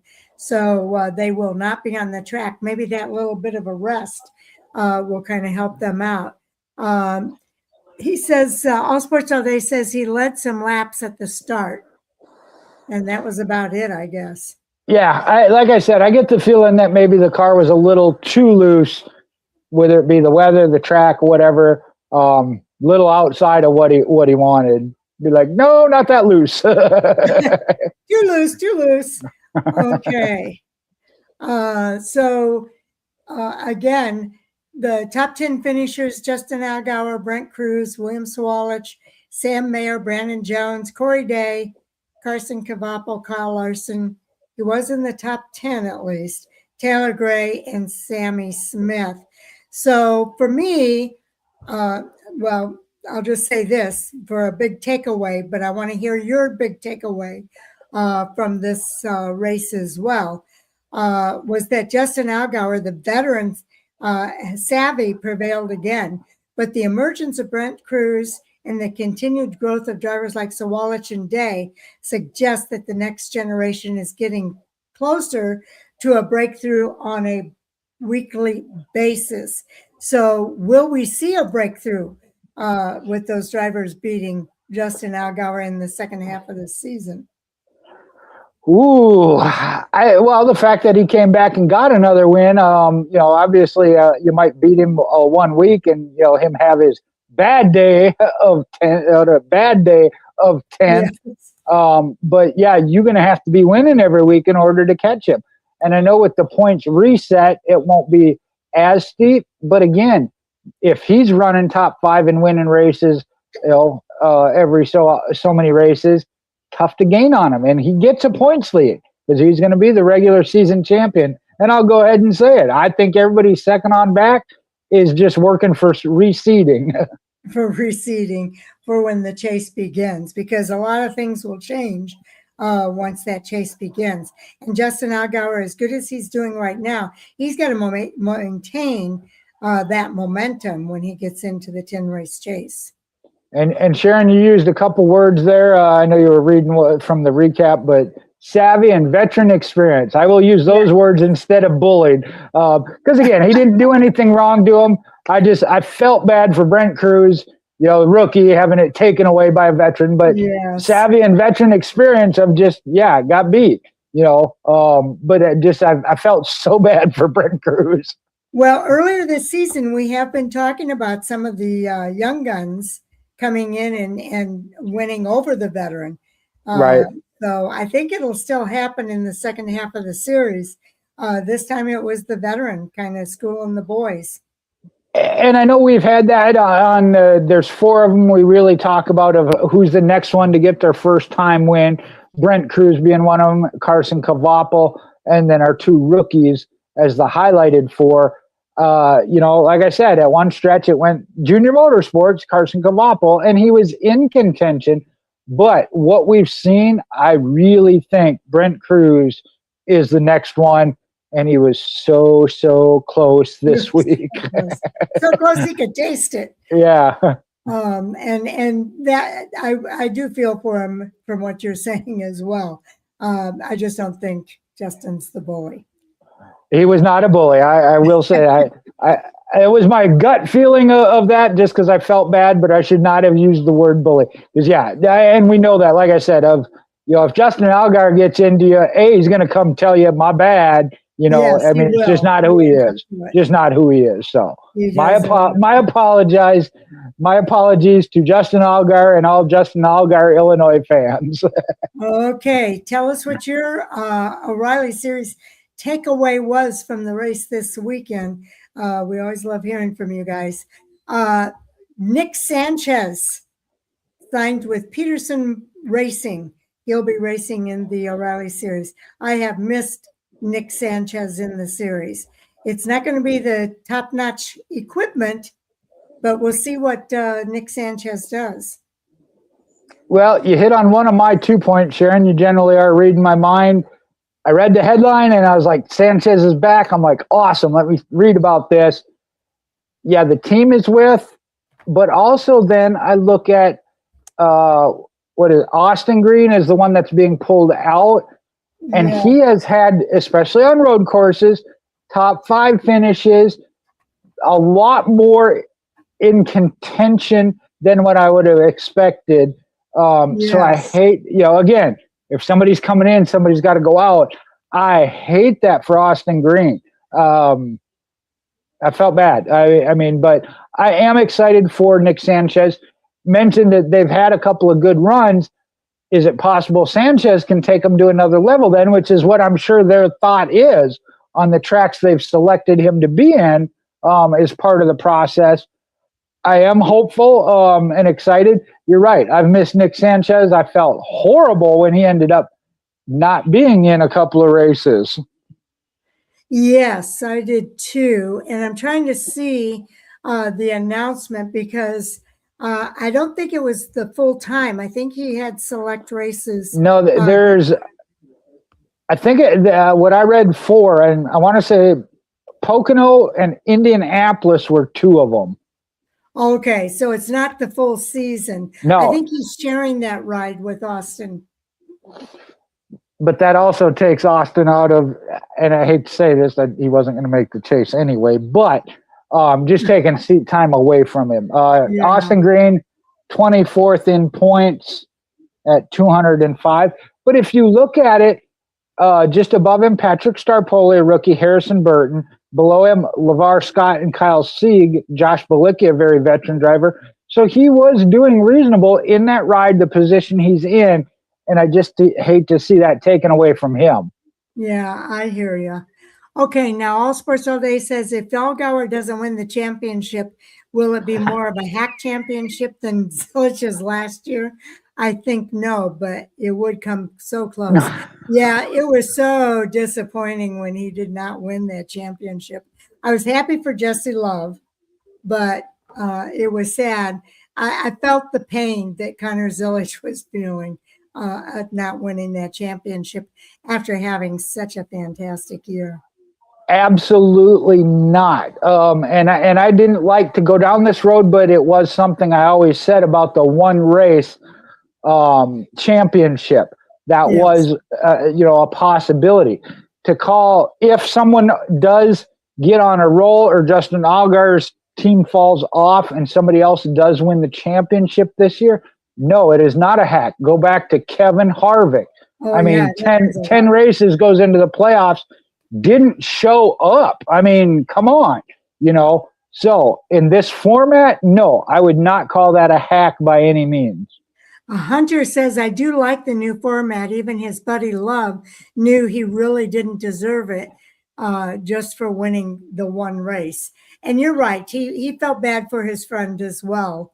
But it did give him a championship. I mean, that's one of those. He played for eternity. Exactly. He played by the rules. I mean, it was the system. He did what he had to do under that system, which I think was a major key factor. Because, Denny Hamlin, maybe not as much, but Connor Zilich definitely deserved. I mean, you can't argue that. I don't care how It wasn't that Jesse Love had a bad year. I mean, he had a good Absolutely year. not. Absolutely not. And again, he did win that race. But Connor Zilich had 10 wins as a rookie. Again, his worst finish was 5th. I mean, that's sad, just the way it happened. Which I think, like I said, was the really final push for NASCAR to make a change. Okay, I think that's it for our hot topics on the Xfinity series. Did you have anything else, Jay?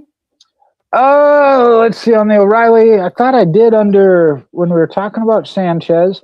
Oh, going back to Jesse Love, this is rumor, speculation, things I've heard here and there. That Legacy Motor Club is looking at Jesse Love, who is an RCR driver, who is now looking for a driver to go into the Cup Series. So where does Jesse Love end up next year could be interesting. I've heard they have. There are reports that Legacy has talked to him,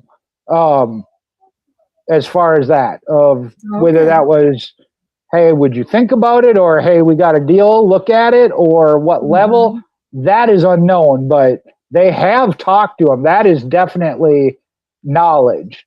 Where it leads could be, questionable. We'll wait for the end result there. But it is intriguing because I think that there was some talk too about Riley Herbst going over to Legacy. Which and I know Hunter already brought that up with Corey Heim, that did, and I was trying to keep up with this. They did say that he is going to replace basically Riley Herbst, right? Yes, that's kind of what I took from the press release. Now, when I listened to SiriusXM this weekend, it seemed to me like they were unsure what the number was going to be. I thought I had read something. It was still going to be the 35, but Riley Herbst needs another ride. Yeah, Riley Herbst is looking at this point. All Sports All Day says Allgaier is going to lose 160 of his 180-point lead when the chase begins, and that is the rules as they stand right now. Let's see. I think who's here? Oh, Jamie, what's up? Jamie. We've missed you. And going to talk about William Swallich. I like it. No, Allgaier. I think isn't it 25 All Sports All Day? And I'm asking you because I know you'll verify and give us the correct answer. But I think it's 25 point first to second. But you're right. I mean, they do lose a good point. They're not going to let them walk away with it, but they're going to reward them very solidly for winning the regular season championship. So again, it's better than what the one race playoff system was. Yes. Jamie Okay. says, howdy. What's up? Okay. Or All Sports All Day says howdy back to him. And then also, or he says yes. Jamie says, Williams Wallace will have at least another year in O'Reilly, I guess. And I don't think that would hurt him if he has another year in the O'Reilly series. I would have to agree with that. Again, as much as I like him and want to see him do good, I think he needs to get that consistency. Second off, look at where are you going to go? We're talking about Legacy Motor Club. Okay, it's a Toyota. Maybe he has a line or an inside track there. Where are you going to go? I mean, that's the thing, you know, and we've talked about that with Toyota specifically, you know, even the top, if Corey Heim can't or has to wait and get a ride, yeah, William Swallott's going to have to wait another year. Yeah, I think he's going to have to wait another year. But again, I would like to see him stay back in the O'Reilly series and end up winning a championship maybe. See him contend more with a driver like Justin Allgaier and see if he can't win that championship. Wow, there we go. Jamie fixed the problem. Fire somebody. Jamie, yeah, he says maybe take over for Nemechek in 2028 at Legacy. Not a bad idea. Well, if we're gonna get wild, and I hate to say it because it's another of my favorite drivers, that's getting into the Cup side, but we're talking about William Wallace moving up. Noah Gragson might be on the hot seat, but that would require changing manufacturers. Yep, we'll have to wait and see how that plays out. But I do want to see him stay in the O'Reilly series. I think it would be a really good. And I don't know how Jamie feels. I know we've had some others in the past that were very anti John Hunter Nemechek. That's why that struck me so funny. That just jump right out there, fire Nemechek. Like, wow. Okay, now I'm going to go back to. We're going to move on to the next series, which is the Cup Series. Let me get queued up here, and we're going to share this tab instead. And I need to bring it up. Okay, here is our topics list for the Cup Series. We're going to talk about Denny Hamlin scoring a huge Nashville victory, the results from the race. Tyler Reddick extends his championship points lead, and we'll talk about the point standings. Joe Gibbs Racing dominates the night. They finished 1, 2, 3. The late race restart did create some drama, and Denny Hamlin did an emotional tribute to Kyle Busch. He did the bow when he got out of his car. A lot of drivers have been doing that. We'll talk about that. Shane Van Gisbergen continues to impress. He was running in the top 10 for a good part of the day. Ricky Stenhouse Jr. delivered a strong run. He was in the top 10. But there were several chase hopefuls that had rough nights. Ross Chastain finished in 37th. Ryan Preece, 36th. Brad Keselowski, 34th. Alex Bowman, 33rd. And what's going on between Austin Dillon and Brad Keselowski? We'll talk about that. And Nashville continues its sellout streak. They were on a sellout. We'll talk about the biggest takeaway. And the additional hot topics would be Kyle Busch's legacy, Corey Heim set for the 27 bid at 2311 Racing, Ryan Preece's appeal decision came in. Oh, RFK is committed to 3 cars for the 2027 season. Nicole Biffle files a wrongful death lawsuit, and Darius Rucker rocks the NASCAR garage with Legacy Motor Club. So we'll talk about all of these topics during our Cup conversation here. There's a lot of comments here I need to catch up. He says, not going to happen switching manufacturers. I like John Hunter Nemechek, Jamie Schweitzer. Toyota drivers run out of options. It's true. And then I like JHN as well. Ganassi deal falling apart really hurt him. It did. And then Jamie says, I may have a bonus bot take. Ooh, a bonus bot take. That's interesting. A hot take. Okay, a bonus hot take. I wondered what a bonus bot take was going to be. And he says, bring it. Bring it. Jay's telling Jamie to bring it. What's your hot take, Jamie? Is it in the Cup Series or O'Reilly? I don't know if I should be moving on yet or holding up for O'Reilly. No, because she brought it up when we get to the additional hot topics. So yeah. Okay. Okay. We'll get to it. Yeah, I'm excited now. Okay, me too. I always like that. Part- Okay. Part of the reason is I didn't care for some of the ones that we have on the list. So, but that's just me. Oh, okay.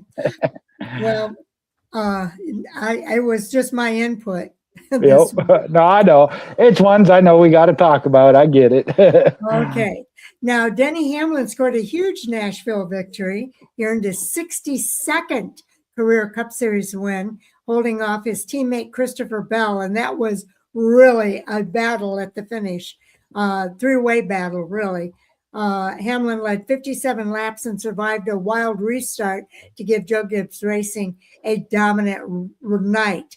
1, 2, 3 for Joe Gibbs Racing. We'll get to that. But that was quite a finish. Well, I got to say this, and I guess his hot take is about the 2311 camp. All right. Yeah. And Hunter says we have to talk about how dominant Toyota has been. It's insane. Yeah. That's where I was going to go just to start with Denny Hamlin here. Insane. Yes. Again, not necessarily a big Denny Hamlin fan. I'm not as against him as I have been in the past, but on this one, you gotta give it to him. Give credit where credit is due. Started on the pole. I believe that was set by the metrics, so it was because of last week. Got it. Jumped the start, has to go to the back. Came back, fought back in it, fought till the very bitter end. I'm talking about that three-wide battle. And yeah, that would have been my point there. That was Joe Gibbs Racing. I can't imagine being Joe Gibbs at that point, because those three were side by side, rubbing, bumping, banging, but nobody wrecked from that group. So give it to Denny Hamlin. I mean, he earned that one. You can't take that away from him. There you go. And that's the sign of a champion. I think this could be his year.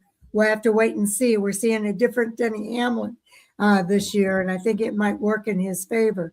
Isn't Denny Hamlin just one win behind KFB in career Cup wins now? Oh, All Sports All Day, help us out. I think you're right. Hunter, I think 63. Okay, Hunter already said yes, Jamie. I knew he was in that range of, and there again, you can't take anything away from Denny Hamlin. Like him, his personality, others, you can't take away him as a driver at the Cup level. To me, he would still go down as, with Mark Martin, one of the best to not win a championship yet. So yeah, absolutely. Absolutely. I'm just verifying how many Cup wins Kyle Busch had. I know. Well, they were right. You're in the 60. This was what Denny Hamlin's 63rd. There was a 62nd. So I think Kyle Busch has 63. Yeah, he had 63 NASCAR Cup Series races, making him 9th on the all-time Cup Series win list. So he is just one away. Maybe that's why 63. I was thinking Hamlin had the 63, but you're right. That's been talked about with Kyle Busch for obvious reasons. I got it. So All Sports All Day confirmed it. No current JGR has a championship. You're right. None of them. Also, I hadn't thought about that. Yeah. Huh. There's no current driver with a championship. I did kind of feel for Christopher Bell in some of his post-race interviews. He's come so close a couple of times and just hasn't been able to seal that deal. He's got to feel a little bit like Caden Honeycutt felt. I'm trying to do everything I possibly can, and I can't seem to make it happen. But he's up against one of the best drivers in this series right now, and that's Denny Hamlin. Well, and in this case, I mean, again, it was a hard-fought battle. I'm sure every time you're in one that close, you're like, is there anything I could have done differently? Sure. Throughout the year, I think Christopher Bell has been one of those. I talked about William Swallage. He's running the bottom, somebody up above him wrecks, and they come by and just clip him. I mean, barely clip him, but it's enough to turn the car and he hits the wall. It's like, man, what do I got to do? Yes, I'm sure it's very frustrating, but Joe Gibbs Racing has a lot of good things happening in that organization, and Toyota in particular has a lot of good things going when you consider Tyler Reddick and the season that he's having as well. Jamie says, I see Denny Hamlin getting 70 wins. Are you saying this year? I think it could happen this year. I don't know if I'd go that far. It's possible. We've seen him have 6, 7 per year. I think with what Reddick's done, he'd have to step up, but it's definitely possible. And he is a driver. It wouldn't surprise me. And Hunter's bringing up the brake rotors. How come the brake rotors and calipers blew up, but only on the Chevys and the Fords? Yeah, we didn't see that happen on Toyotas. A few drivers had this problem that took them out. And he says before retirement, he thinks he'll get 70. Okay. And then All Sports All Day says, Hunter, each team buys different brake pads, so it all depends. And I was just going to say that, yeah, every team has a different rotor that they're using. Go ahead. Well, not just that, just to kind of wrap all that up. So many things on, even if it is the same exact brake pad, how you set your car up, the camber and the toe and, everything. So many things. Drives. Right. Exactly. Okay. And All Sports All Day is saying the brake pads aren't spec parts. Okay. I didn't know about that. Thank you. I'm just saying something like that. There can be so many factors of, and I'll use Kyle Larson. If you're running up against the wall and then coming down on and using the brakes more than another driver, there are so many factors on that. How you set your brake bias, very good. Yeah. That's a tough one to pinpoint. Some drivers are just harder on those brakes. They're on the brake a little bit more than other drivers. Some drivers are smoother on the brake and don't give it the wear and tear. And especially being Nashville of a short track like that, it doesn't get focused on as much, but whether or not a driver drags the brake, going into a corner, optics, and just lightly drags the brake. Again, so many possibilities. Jamie says, does tire pressure factor into the brakes? And All Sports All Day says not really. I don't think it has a huge impact. It might have a little bit. Depends on how they get into the corner and want to come off. I mean, exactly. So that's why, there's a lot of things that could tie in. Yeah, and he clarifies it here. That's where I was going, All Sports All Day. If you have lower PSI, you might have to brake less, but shouldn't make an explosive difference. Right. And I agree with that. It's probably not going to be a huge difference, but when they mess with that PSI, it might make them brake less, but they take a risk. There is risk versus reward with that PSI and the tire pressure. And again, it's a risk. I don't know. I didn't, like I said, I had the race on. I was engaged in some other things, but I didn't hear them if they discussed it. I have a loss of words here. Right, vents the vents and how they cool them. I know they talk about that. If sometimes they cut space, and again, I'm not an engineer, but there's a lot of different things that teams will play with, and then sounds like maybe in this case they toyed with something they shouldn't have. Well, it's interesting because I did listen to Sirius XM and they were talking about it. And when Ross Chastain's brake rotor blew up, and right after that, it was the other guy, Connor Zilic. Connor Zilic was the first one that had the brake rotor go. And they were worried about SVG, and they said that SVG had a different brake package. So that's another factor in this, is that they were trying different brake packages on those three cars. Two of those packages did not work. The third one did. Hunter Blaze says teams go way below the Goodyear recommended PSIs, being sometimes they go too far, and they do. We've talked about that all the time. But teams really only mess around with the tire pressure on high wear tracks. There was like 4 times less fall off this week as there was last week. All sports all day. I think it's just the brake pads all being different and how the drivers adjust their brake biases. And I think that's what was happening at Trackhouse with their particular brake situation. At least that's what they discussed on Sirius XM. Well, and we know at least on road coursing how smooth SVG is with his. So, yeah, there you go. Connor was harder on the brakes than SVG. Yes, I would expect I would have to agree to be the smoother driver. I would agree.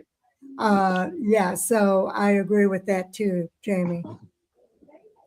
All Okay, right. So some good discussion there. I like Absolutely. That was good.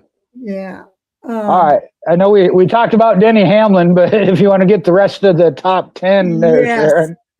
Okay, let's look at the race results for this series. And we're going to share this tab now and bring it up.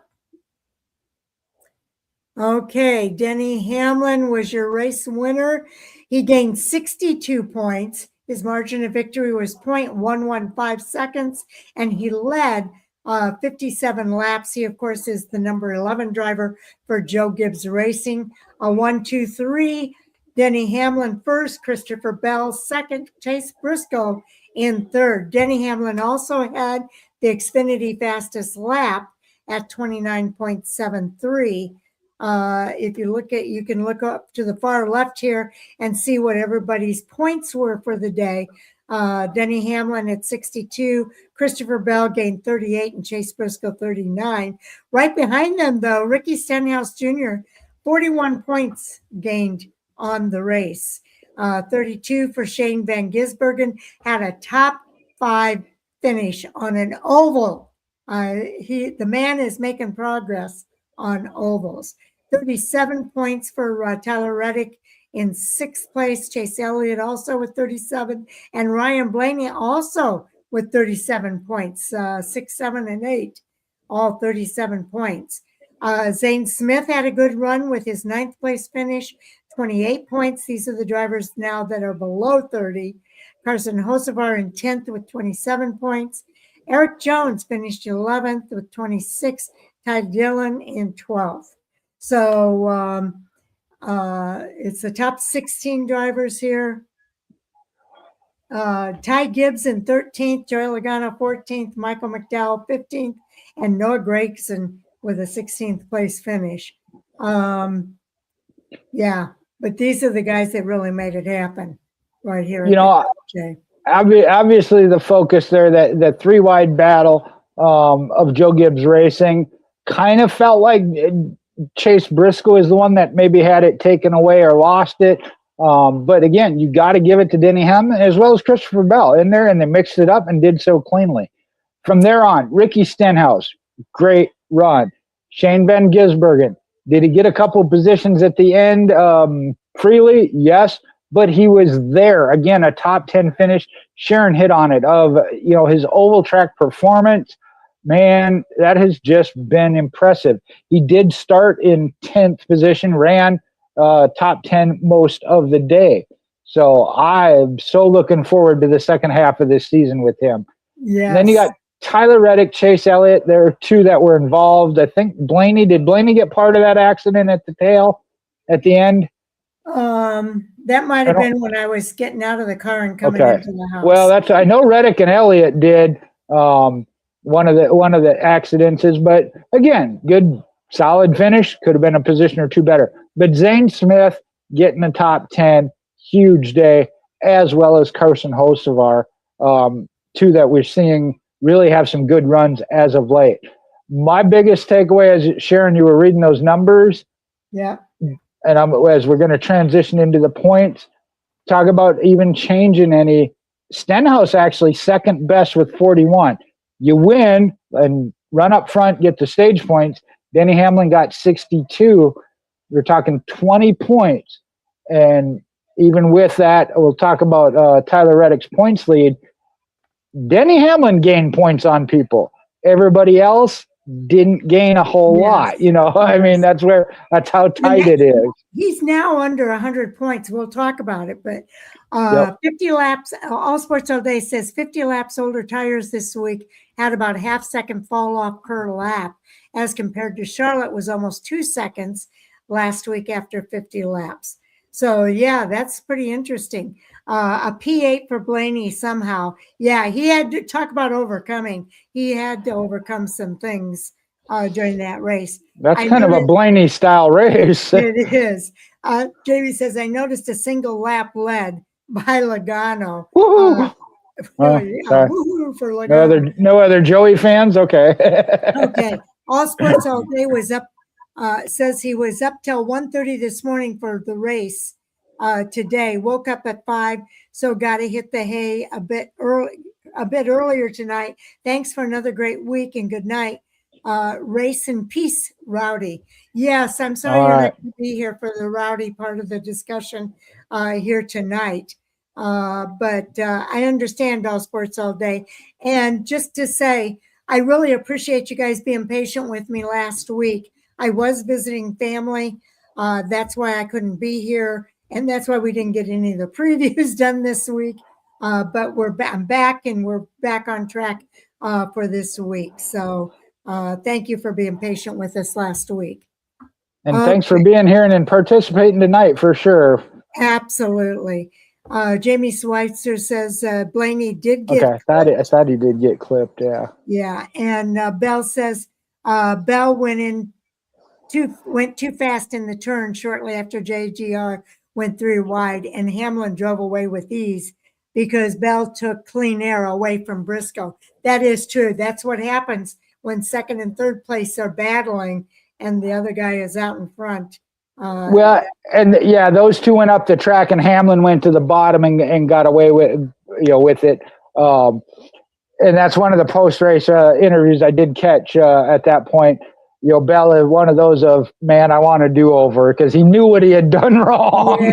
Yes. We'll see you around All Sports All Day. Thanks so much for being here tonight. All right. And Jamie says good night as well. Right. So, I love it when these two guys all show up together, though. And good crowd tonight. The conversation. Yes. Okay, let's go ahead and talk about the 1, 2, 3 finish for Joe Gibbs Racing because that was pretty fantastic. And I'm going to bring up the standings now, Jay. All right. And talk about how that affected our standings here. You mentioned it, and I said it. Denny Hamlin is the one to have gained points, 30 points. But kind of like Sharon said earlier, top three, the positions didn't change per se. It is down to 97 points. Reddick had been building a good gap, and again, finished fifth.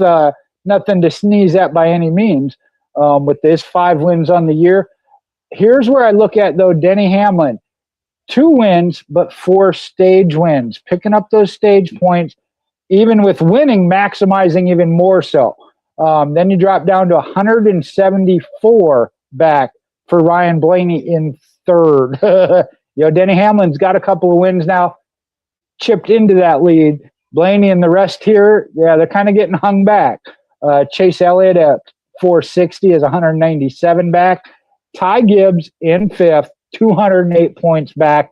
That pretty much says it all. 5th place. Kyle Larson, Christopher Bell, Chris Buescher, Carson Hocevar, Daniel Suarez are your top 10.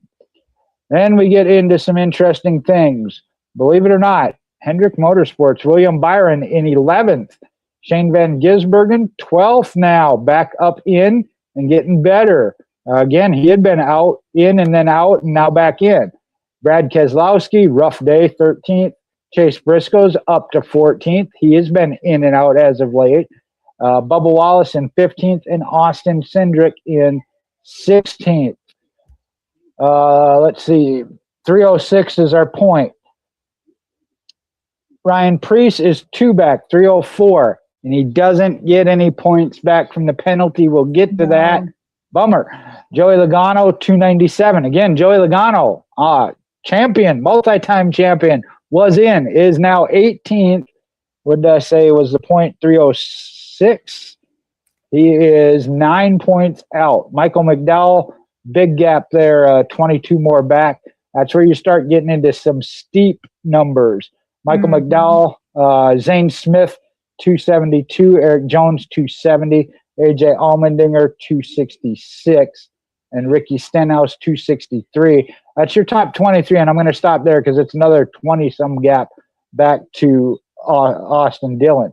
Again, we got, 12 more races for the Cup Series? 26, yep. Yep, so 12 more. Yes, right around the cut line, there's reasonable movement could happen. Again, we see a lot of 2s up or down, 1s, but not any major. It's going to be tight. Brad Keselowski and Chase Briscoe. One had a good week this week, but just got back in. Brad Keselowski had a bad day, and he's getting closer to being out. You got to watch that. Got to watch it. Yeah, your movers here, a lot of one up, one down at the top here between Chase Elliott and Ty Gibbs, Christopher Bell and Chris Buescher, William Byron and Shane Van Gisbergen. William Byron moved up 1. Shane Van Gisbergen moved up 2. It was Brad Keselowski going down 2 and Chase Briscoe up 1. Bubba Wallace lost 2 spots. So he's getting closer to the cut line. Austin Cindric up 1, puts him in the chase, and Ryan Preece moved back 1, taking him out of the chase. Down below, you've got 3 drivers moving up 1 with Michael McDowell, Zane Smith, and Eric Jones. They all had good races. AJ Allmendinger and Ricky Stenhouse.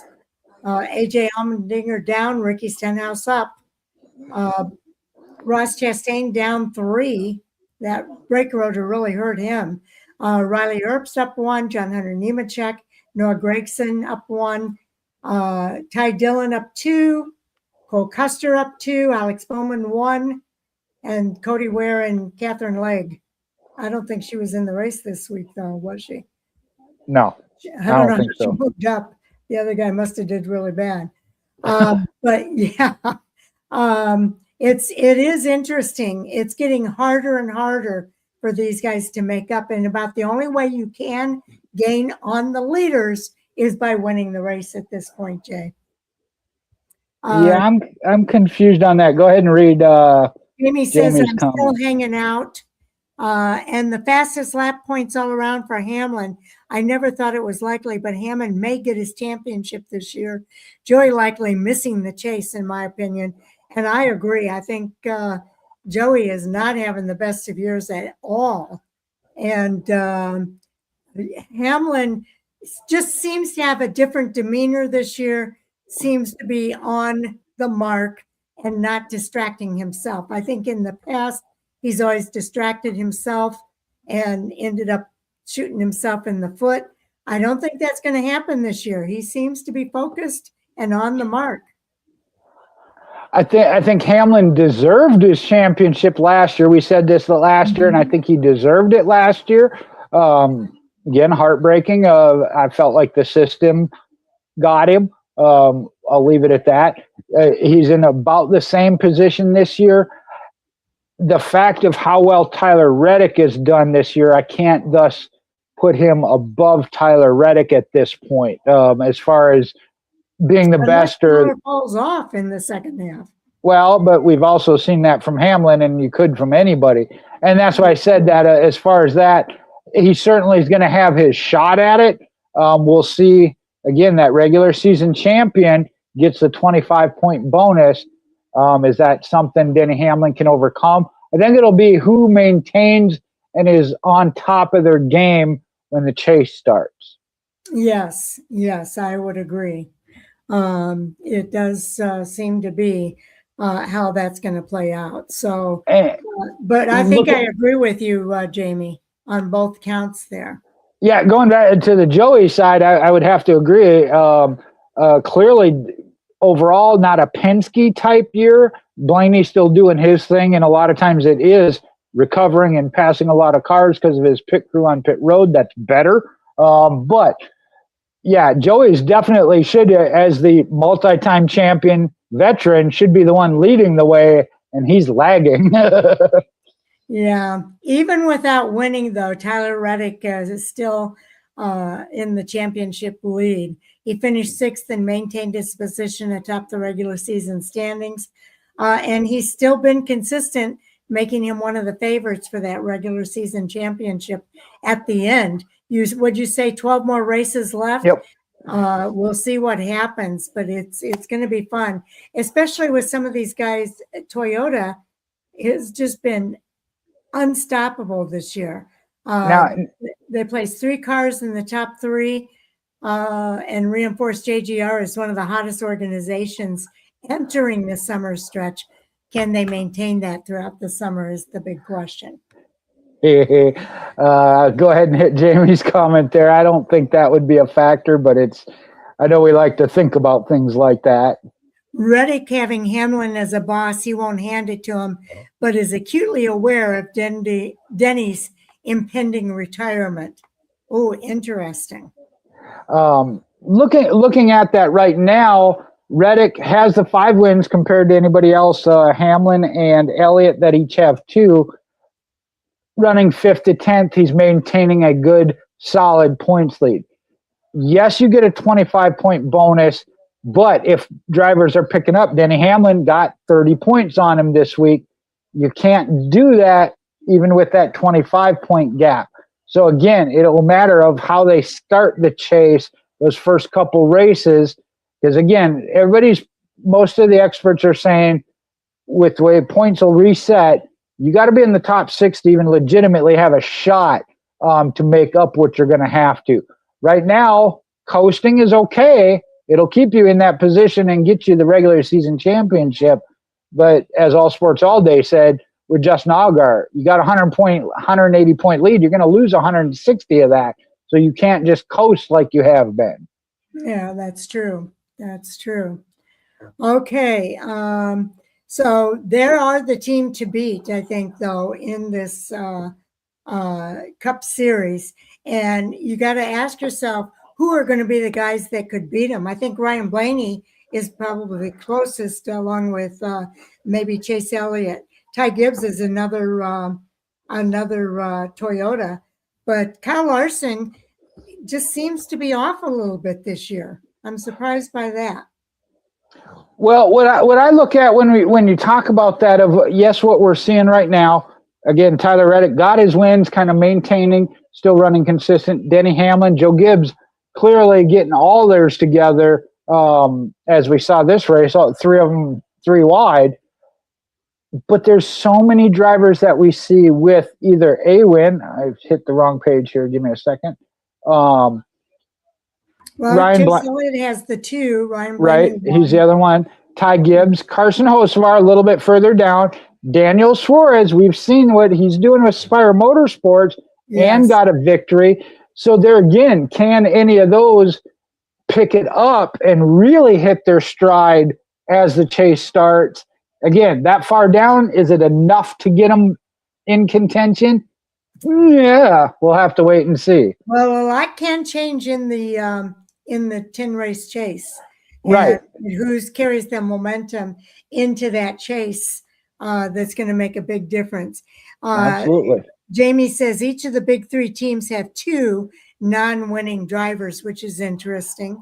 And then also Ty Gibbs, I think, can be a threat He runs up front in most races. Count him for a top 10 anywhere but the super speedways. And that's Hunter with that comment. And he has been the most consistent. I'm excited for him. This is what we expected out of him as he came in on fire. Hadn't hit that.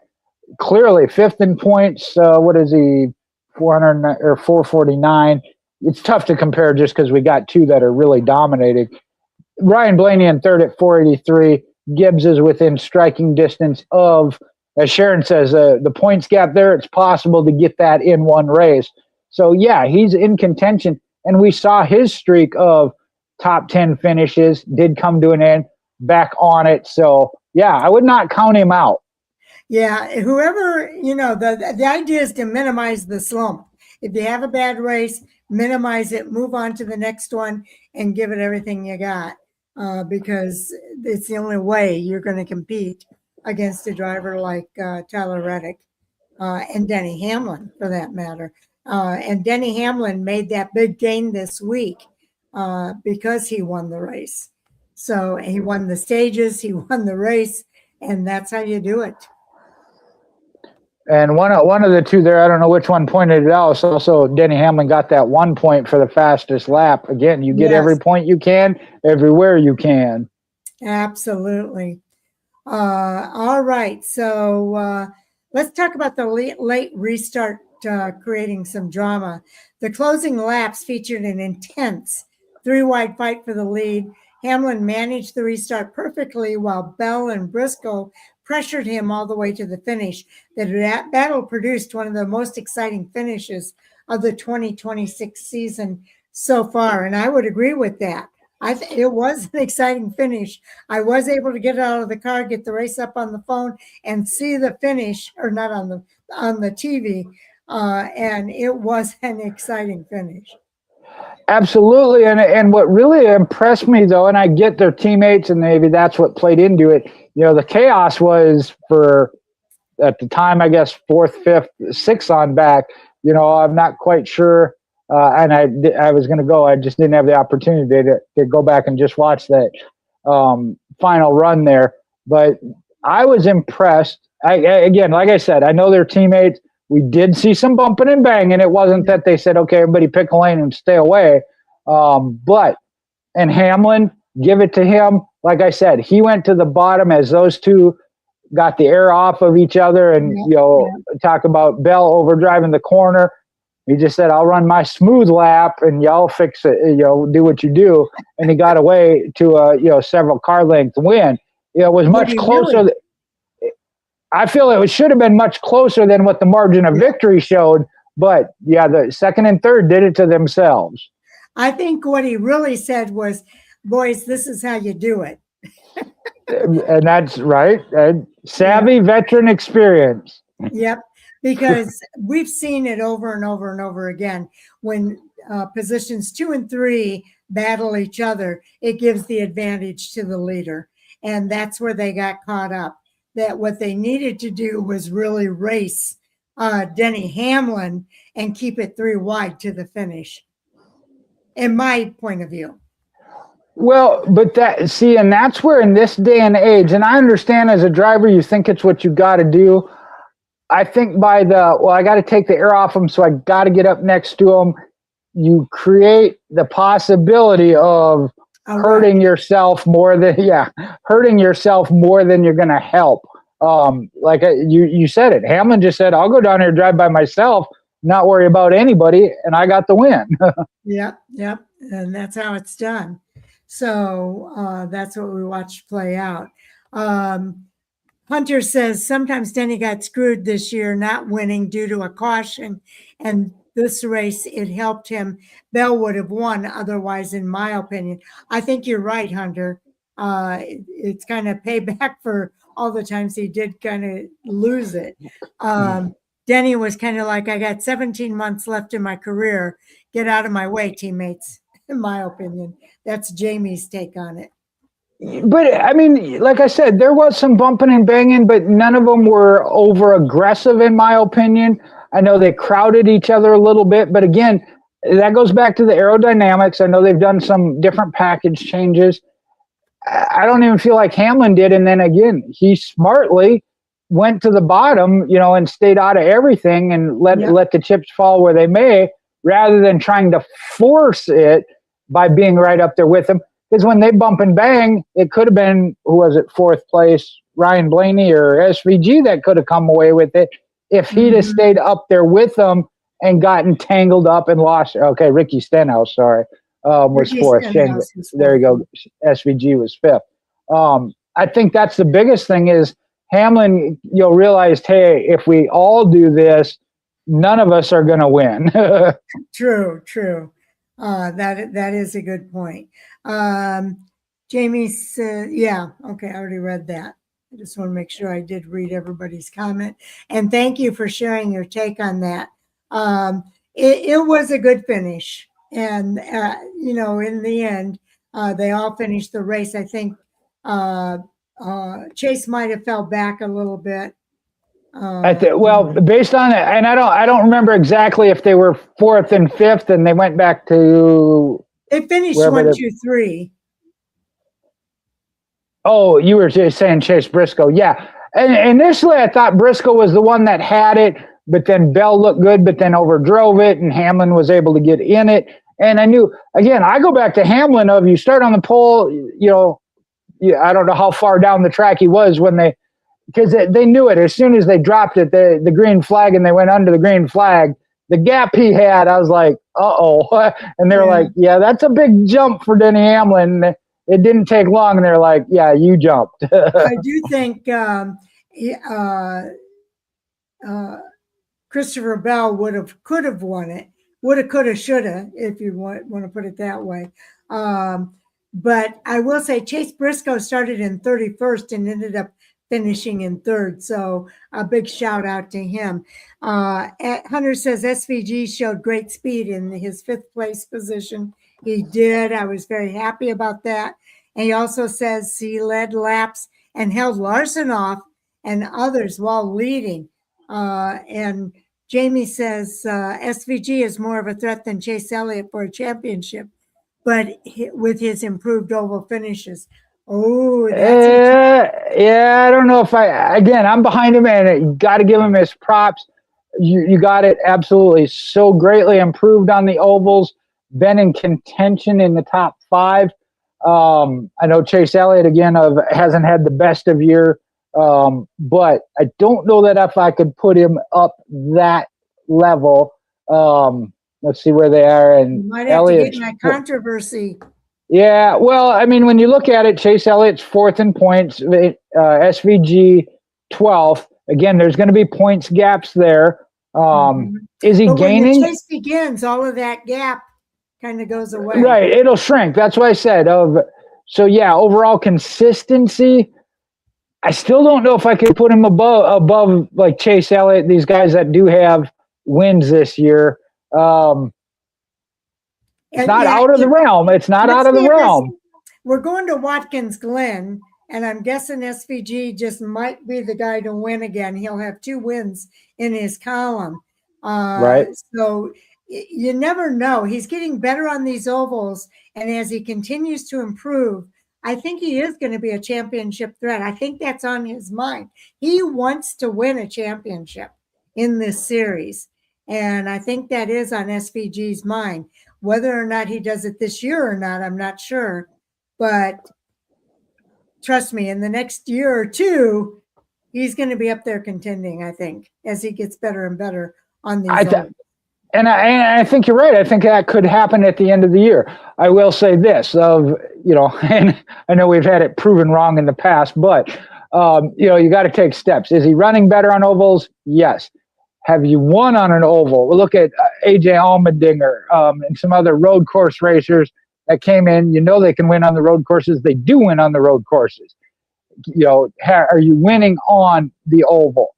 Not yet. Has he greatly improved? Absolutely 100%. But would I say then he's a bigger contender? Not quite yet. He's in contention, and Chase Elliott is obviously still having a little bit of an off year, even with the 2 wins. Okay. And I think he is improving. And you can't argue that. Yeah. As that continues, it's going to get more and more. Okay, I'll take the controversy sign down now. Uh, but I do agree that he's doing so well. After the race, let's go to the emotional tribute to Kyle Busch. After taking the checkered flag, Hamlin honored the late Kyle Busch with a bow. He also bowed on the front stretch, as well as Victory Lane. Throughout the Nashville weekend, tributes to Busch remained a major storyline as the NASCAR community continues to mourn the two-time Cup Series champions passing. And we've got his legacy and some of that. But what do you think? I've heard different people. I'm talking about doing the bow at the end. We've seen a lot of Justin Allgaier did the same thing. His whole crew did it. Yeah, his whole crew got in there and did it. Is there going to come a time when that comes old, or do we want to see them doing that all season long as a tribute to Rowdy? I am going to look and see what the comment here is. Okay. Jamie says, didn't he finish better than Chase in the latest races? SVG? Well, okay. Before we get to the Kyle Busch thing here, he did in that race because Reddick and Chase Elliott wrecked, and so SVG was behind him and got to move up a couple spots. Like I said, he is there with him. I am not taking that away. Did he outdrive Chase Elliott? No, because Reddick and Elliott got together and ended up wrecked. So SVG was there, and you got to give him credit for that. He was in position to get by him when they didn't get scored for that lap. Okay. So, Jamie, what's your take on the Kyle Busch bow and the drivers paying respect to Kyle Busch? Is that something you want to see for the rest of the season, or is it going to get old? I mean, I like it right now because I think he's still on everybody's mind, but whether or not I want to see it for the whole season. Well, and here's the thing, because I was trying to decide how to word this. As far as for the season, if you're compelled to do it, by all means. Mm-hmm. Are the ones doing it now honoring him, or doing it because they think they have to honor him? If that, I think he was generally well received in his later years. Right, and that's why I said if you're compelled to. But I felt like some of them it was, I have to go do the Kyle Busch bow. You know what I mean? Even in the first weekend there at Charlotte. Do I think he deserves to be honored? Absolutely. I mean, and such a tragic situation. But yeah, I do feel it was more of an expectation that they do it. I felt like there was some expectation. Even the announcer said, "Are you going to go do the bow?" Well, I guess I got to now. You called me out. You know, that's where I said just like if you want to put the KBM, if I had a KBM sticker, I would put it on my car. Yes, you know. But to have to or be expected to, that's where I feel like it kind of became, if you want to do it, by all means, because I do think they are honoring him. And I have not really seen all of these races, but I felt it was more genuine and more organic than that. But you're right. If they're doing it because they feel they have to, that's a different story. I'm trying to think which one it was. And I go back to even the Charlotte weekend. Every you got it. Thank you, Jamie. If you're doing it because you're feeling it, absolutely. But he says not everyone was. Right, but like I said, on the interviewer, and I'm not saying he was wrong in doing it, so I'm not attacking anybody. But it did make it feel like, hey, are you going to go do well, what am I going to do now? Say no? I'm going to get booed out of this world, if I say no. Did he have that look on his face when he responded? I don't know who he had. I don't remember. But it just, like I said, to me, it felt like, how are you going to say no? I mean. Truck racing, I think, in Allgaier. I'm not sure. Now, see, like I said, I didn't get to see the O'Reilly parts. I did see where the entire crew of Justin Allgaier did. I'm thinking you're right. I think it was. I think Lane Riggs did it too. That might be the one. I think you're right, Jamie. I think that's the one where. And so honestly, don't even know if Lane Riggs was planning on doing it, but he got put on the spot. So it seemed like I said, if on national TV, hey, you're going to go honor the guy that just passed away? No. Whoa. You know, I mean, like I said, you're going to get booed out of this world. Yeah. If they do it, they do it. If not, don't say anything. I mean, well, I can't believe he didn't honor Kyle and bow. Yeah. And in a way, he might have done him a favor because I think fans would have been upset had he not done it. Well, but even again, we don't know. Question.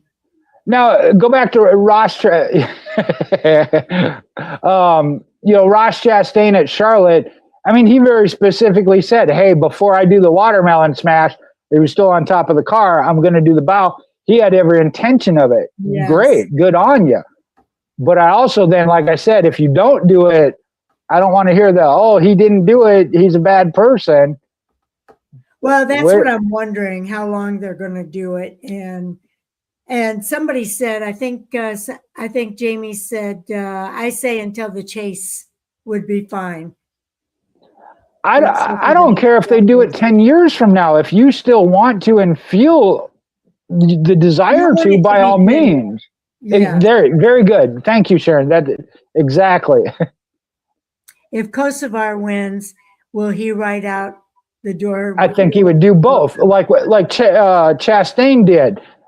He said, "I'm going to do my watermelon smash. That's my thing, but I am going to honor Kyle by doing the bow." And I got no problem with that. There too, do you not do your own, whatever it be, watermelon smash, backflip? No, because that's yours, you know. Okay, Carson Hocevar has a new nickname, Kosovar. Jamie, the Hurricane Kosovar. Hurricane Kosovar.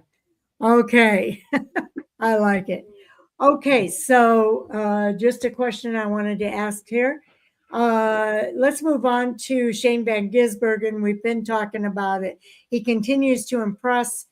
He recorded a strong 5th place finish on the oval track. While many expected him to excel primarily on road courses, his growing comfort on intermediate and concrete ovals has become one of the season's biggest surprises. Are you surprised that he's gotten better? My brain is fried. When when you talk about short tracks, and I wouldn't have linked it to concrete. That's an interesting thought. Generally speaking, and I look at Martinsville, Bristol, and I'm going across past history of all road coursing aces that become NASCAR and have to adapt to ovals. Austin Cindric. Cindric was kind of the oddity and actually adapted to super speedway racing, getting that Daytona win and other good super speedway runs. I think some of that has to do with Penske. But as a whole, road course racers are their second best tracks then are the short tracks. In the past, it's specifically been Martinsville and Bristol. But again, those were only two that we had at the time. So to see him on those be the first ones or better ones for him, no. We have seen him, Charlotte. I mean, he was up there at Charlotte. To see him improving, a little bit surprising, not a lot, because we know the driver talent he has. We talked about it, whether it's on a road course or not. Your footwork and smoothness of the feet is a big factor.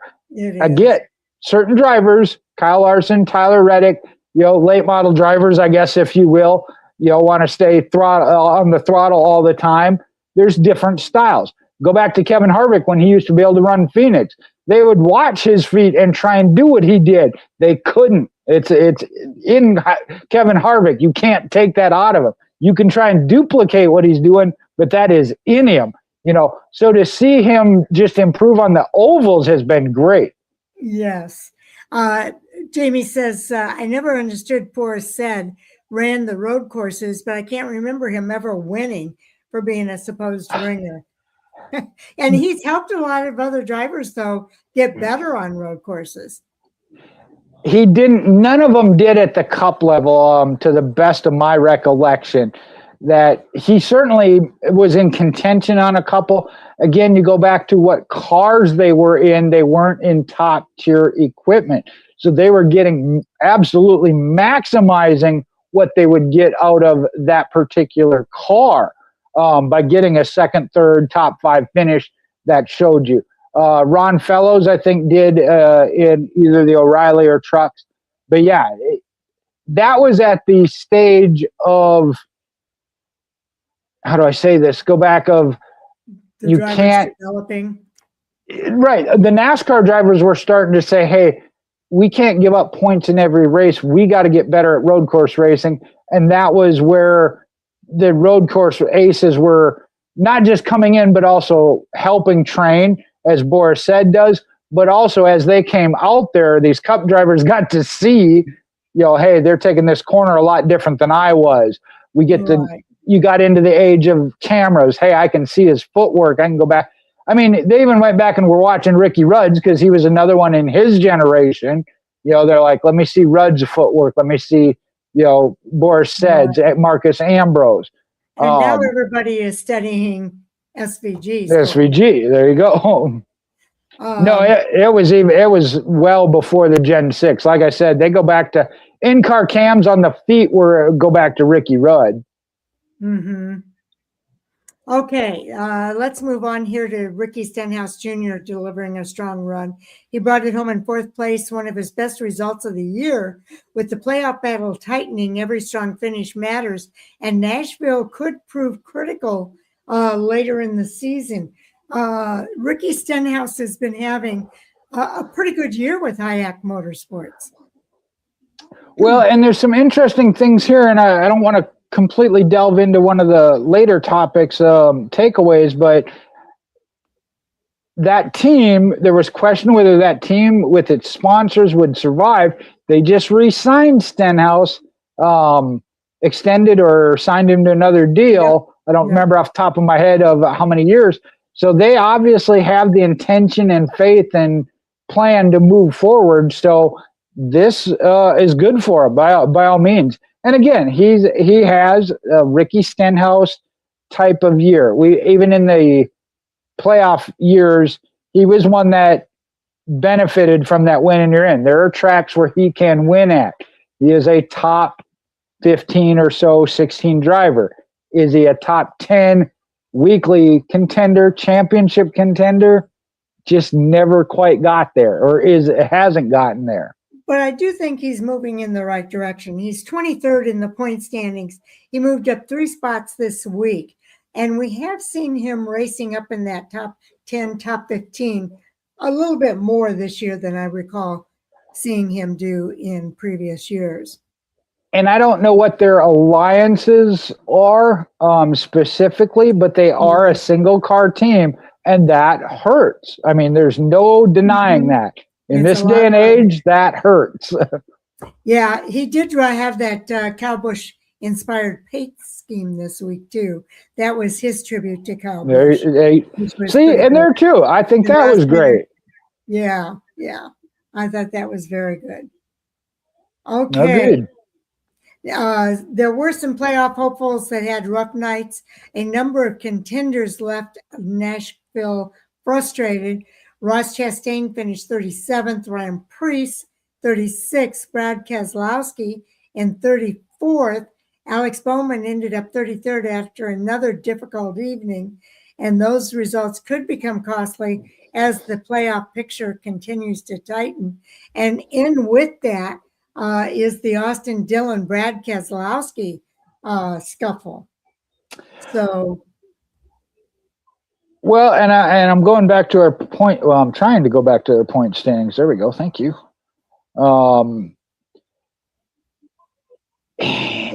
Define playoff hopeful. I mean, they're all drivers are playoff hopeful, right? Yeah. Alex Bowman, I mean, let's be honest. He would have had to have come out, run top 5 every week, and had some other drivers have some issues. Right. Brad Keselowski, I mentioned, dropping, certainly. Chastain, same position. Ryan Preece, I felt like was in contention, seems to have dropped off. I know he's still within the conversation, 17th, so he is the first one out, 2 points, of being, and initially my mind said championship contention. This says chase contention. Yes, They are chase contention, except for, unfortunately, and I hate to say it, but Alex Bowman. Where is Chastain? He's still above. Chastain is down. Yeah, Chastain is 26th, and he moved down 3 spots this week. And I know he's got to be frustrated. I understand, again, previous championship 4 playoff driver with where they've been this year, and clearly there's differences of some sort within the organization, because it's his teammate SVG we're talking about at 12th.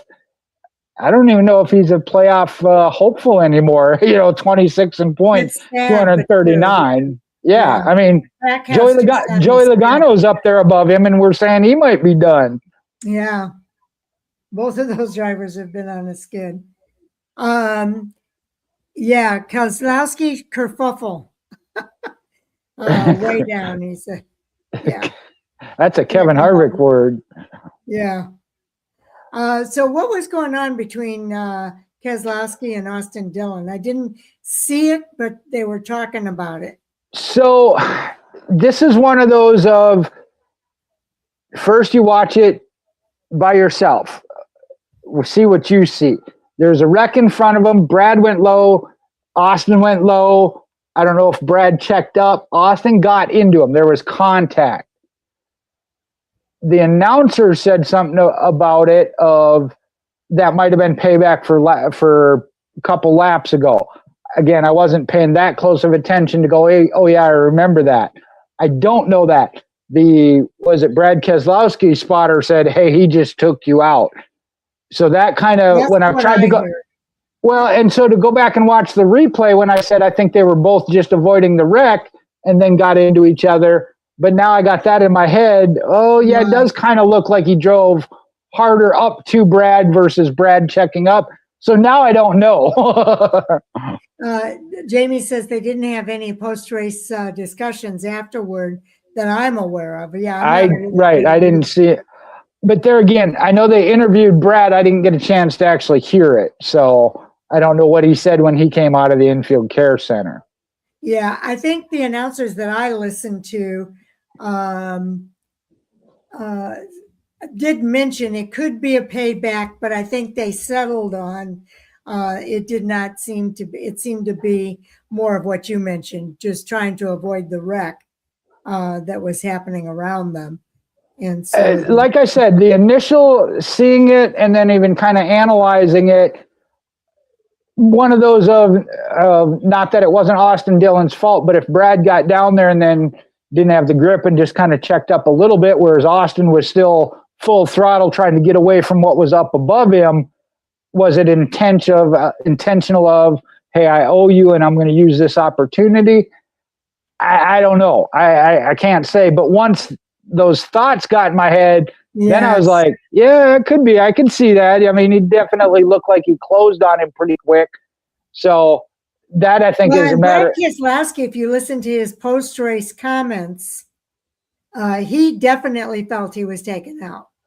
Well, and that's why I said I had read where his spotter immediately said, dude, the 3 just took you out. Right. So there again, did Brad really feel that, or did the spotter get it in his head of, hey, it was the 3 that hit you? Yeah, that was intentional. Okay. Jamie says Blaney called SVG a weapon, and afterward he meant nothing about it, essentially. So let me ask this, because this too, I didn't get the details. SVG and Chase Elliott had a conversation as well, which it was Elliott and Reddick that got tangled up, and SVG just went by. So I don't know what that was about. And it was a relatively calm-looking discussion. The audio wasn't there. It just showed them as they were talking. I didn't know why they would want to talk to each other. But again, I didn't know if that was from something lap 5 that I just didn't pay attention to. Yeah, I know Blaney has said before, he comes on Sirius XM on Wednesday sometimes, anyway, he has said before that some things he says in the car, he doesn't even remember saying them. Right, exactly. And I think that happens with a lot of drivers. They just are in the heat of the moment when they're in the car. And so like if you say I'm done with the guy, that doesn't mean you're going to go out and intentionally wreck him. Oh wait, not yet. All right. Okay. Jamie Schweitzer says SVG was weaving through traffic aggressively, but not recklessly. And I think that does describe SVG. He does. Yeah, I was going to say. I mean, but so does Ryan Blaney. So does Hamlin. So does Reddick. I mean, that's what you do. Kyle Larson. I mean, come on. Yeah. But I think SVG probably does it very smoothly compared to some of the others. Some of the others get a little messy once in a while. Right. And that's what I will have to say that too with talking, going back to SVG. I can't say on an oval or something where we've seen him trying to push that we've seen him cause an accident. So, I mean, you know, heat of the moment thing or jealousy. Might have been. Jamie says Blaney was jealous, in my opinion. Blaney's usually pretty good about racing through the pack as well. And he's a very, I don't want to say courteous. He's not an aggressive driver when he goes through the field. He does race as a whole, I would agree. A lot of respect. Huh? As a whole, I would agree with that. Yeah. So, and maybe he is jealous. I mean, in a good way. You can be, he admires what he's doing, maybe, is another way of saying it. But jealous is another way to say it. Okay. You know, Nashville has had sellout races. The event was sold out for the 4th consecutive season, reinforcing their status of one of NASCAR's strongest modern markets and adding to the electric atmosphere throughout the weekend. There were a lot of fans there. And that's one of it should be of, you know, and I know there's the discussion still of the Nashville Fairgrounds. Correct me if I'm wrong, is not Nashville where they had the max number that we've had so far of unlimited restarts where they had 5? Was that not Nashville a few years back? Oh, I can't remember. Oh, All Sports All Day is gone. I can't ask him. Yeah, maybe Jamie remembers. But that goes back to what I said of, I get it's a short track. The concrete's always a little different. The rain, new package. It just seemed to be a little more wreck-filled than what I would have expected. Again, we had the brake explosions, so maybe it just seemed that way. But that also, as we know with superspeedway racing, that's what some people want to see. Yeah, Jamie's suggesting take Bristol out of the chase and replace it with Nashville. Wow, you got the bigger spoon than I got. Holy cow. Yeah, Bristol is sacred ground. I don't know about that. But depending on who you are and where you're from, because like the wall trips, go back to some of the history, you know, the Alabama gang had the territory in Alabama. You know, Bristol was, honestly, I would be okay with every year they took a bucket and shook it up and said, okay, these are your chase races this year. I know we can't do that. You got to plan. I know. I get it. I understand it's not a possibility in any way, shape, or form. But I would not be opposed to changing it up, even if it is taking Bristol out for a year or two and putting a track like My only Nashville. concern with that is you might be giving one manufacturer a little bit of a break. It's Toyota, but you could say that about just about every track. Right. Jamie says bad racing lately at Bristol with the current package. And they're working on different things. I know Bristol, there again, if you're looking at trying to compare it to what it was, it's never going to be. They want them to tear down what they did and take away that. The progressive banking now and go back to one lane, so you have to root and gouge. I don't think that's the answer either, but yeah, that's one that there's never going to be a good answer. I'm going to get Sharon excited here. I know it would have to be one of the first races or two, but having Iowa as able in the first 1 or 2 races of the Chase, I wouldn't be opposed to that. I think that's one of the best racing tracks. So, or even Chicagoland for that matter. But right. The problem with Chicagoland, man, they are still selling tickets for the 4th of July weekend. I just hope people turn out at Chicagoland, because if they don't, it might be the end of Chicago. Right. Yep. Yeah. But yeah, tracks like that, getting up there, and again, I know that goes back to logistics of why we have the Chase races we have. Weather is a factor, and so those in the north, Midwest to north, got to be early if they're in there. Yep, that's true. And I think Chicagoland puts on great races. It has the races are fantastic.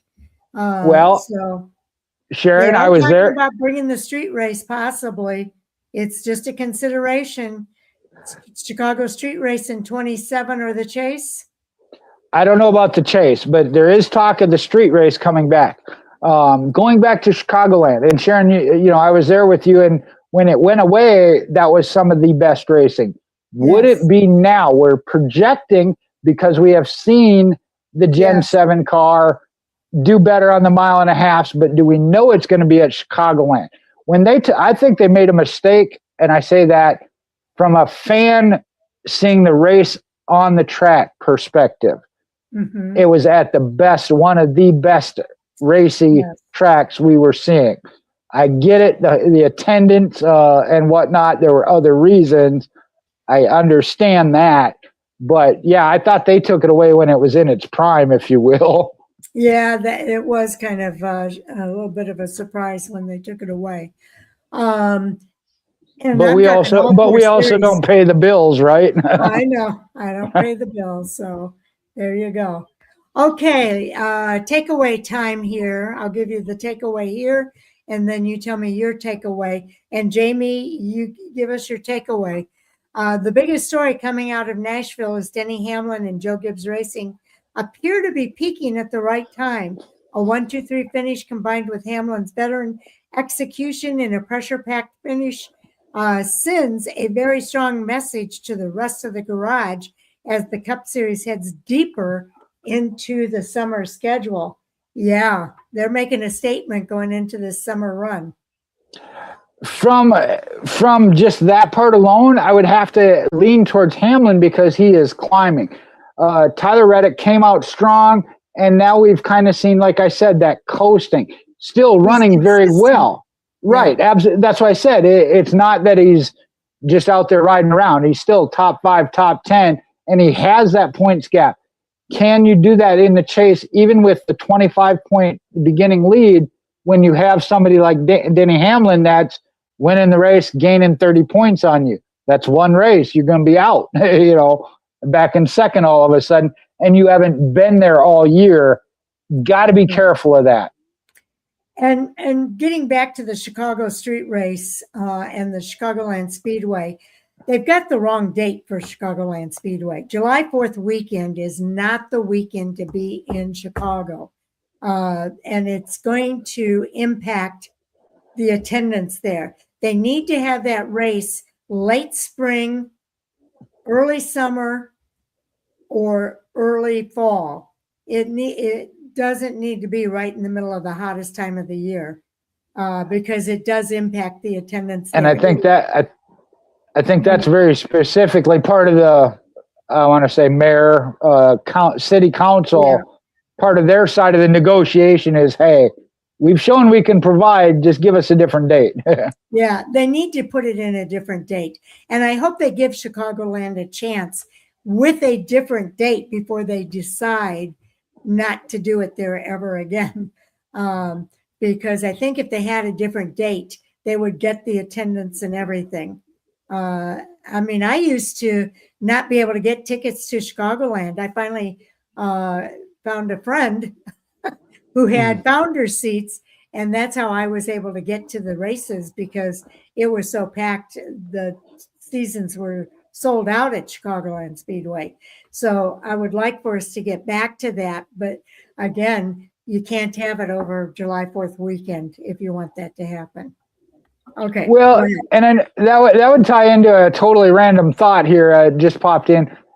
those that wanted Daytona back as the 4th of July, you do have the beach, and that pairs up with then the heat middle of the summer. I know Indianapolis struggled with some of their summer dates. I get that, and you got nothing else as far as the beach atmosphere. But I'm like, where are you going to go? I mean, where are you going to go 4th of July weekend then? Yeah, that's the challenge that they have. I know they want to have some racing, but it's going to be hot everywhere. It's just that Chicagoland gets the short end of that stick. So maybe rotate it. I don't know. Jamie says, if Reddick keeps getting wrecked in races that Hamlin wins, it's quite possible to catch Reddick. Chicago at St. Patrick's Day with the Green River and all. Ooh, it's going to be chilly in March. I was just going to say that, Sharon. Yeah. Man, you take everything out of my mind. I'm sorry. That's a little early to be up in the Midwest. Yeah, it's a little early for Chicagoland. People would have to be bundled up, and I don't know, that could affect it too. Chicago is a very St. Patrick's Day city, and a lot of people are doing their St. Patrick's Day activities.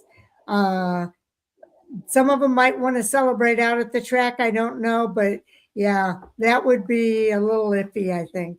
But the thought is good. Sharon, you are on top of it tonight. The thought is good. I like it.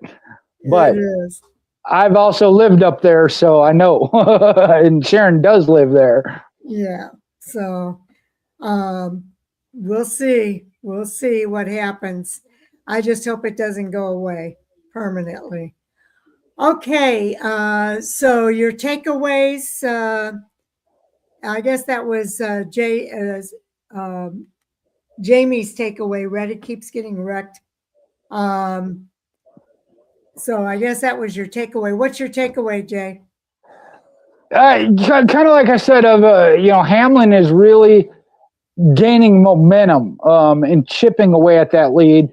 So watch 23 or Tyler Reddick with 23:11, that you don't lose what you have built with your strong start. I think we kind of talked about overall Toyota. I mean, this year has been Toyota. Can other teams, HMS, Penske, get it turned around? Catch up. Yeah. That's something to watch coming up for sure, is whether these other manufacturers can catch up with Toyota, because they seem to be at the top of their game right now in this series. Okay. We had some additional hot topics here. I want to make sure we get Kyle Busch's legacy in. We were kind of absent right after everything happened with Kyle Busch. It was devastating news, very shocking news. I think all of us were taken back with the news of Kyle Busch. I know I read the news in the morning that he had been hospitalized, but it never dawned on me that it was as serious as it was. He has a bonus takeaway here too. My bonus takeaway was 2311 Racing executive being banned indefinitely from NASCAR, not being talked about by NASCAR or 2311 is odd. Yeah, I was thinking about putting that in there, and then I didn't. Are you aware of that, Jay? I don't know why. What was an executive? It was a PR person that did something not so good with the golf cart. Okay, I was making sure I was on that she was driving, and it ended up in a scuffle, and I think somebody got hurt, and so it left NASCAR with no choice but to suspend that person. By not being talked about, I mean, it was because I had read about it. I think both took action and said, hey, we're not going to. That's not how we want to represent and condone. What more is there to talk about? Honestly. It was at the Coke 600. Yep. Yeah. So I don't know that it needs to be talked about anymore. Honestly, I think that appropriate action was taken, and I would leave it at that. But that's me. Other people want to make a bigger deal out of it. Yeah, I You think know, NASCAR did the right thing. They suspended her, and 125K bond for 79-year-old that was injured. Yeah, that's big. That left NASCAR no choice but to suspend that person. I didn't know that it was $125,000 bond. Yeah, that's huge. So no statement from 23XI. I think they did make a statement. Let me look at my mailbox real quick because I think there was a statement. I was going to say, I thought too there was of that, but I'm not one to get all into any kind of, and we're going to have, Sharon's going to pop that controversy up repeatedly here in a minute. When it comes to that, did I read it? Yes. So I know they addressed it. The why, the how, what should they do? I leave that like it happened. I'm aware of it. Thank you. Have a nice day. It's sad. It's the world we live in. Okay, I'm looking here. I guess I didn't send but are you looking on Jayski's? It might have been on Jayski's where I saw the statement. I saw it on X. Let me see what Jayski says. All right. Okay. That's where, most of the time, that's where I get it from. But it might have been on Jayski too. Hold on. Let me see if that was one of their. I know they mentioned the penalties on Jayski. Right. Oh yeah, it might have been. It might have been on. Well, and it was I guess a little over a week old. Yeah, they don't have a statement here, but they do mention the violation, a behavioral violation. Right. And that's how they kind of label it. Again, I know in this day and age, again, the details on everything, what kind of shoes they were wearing.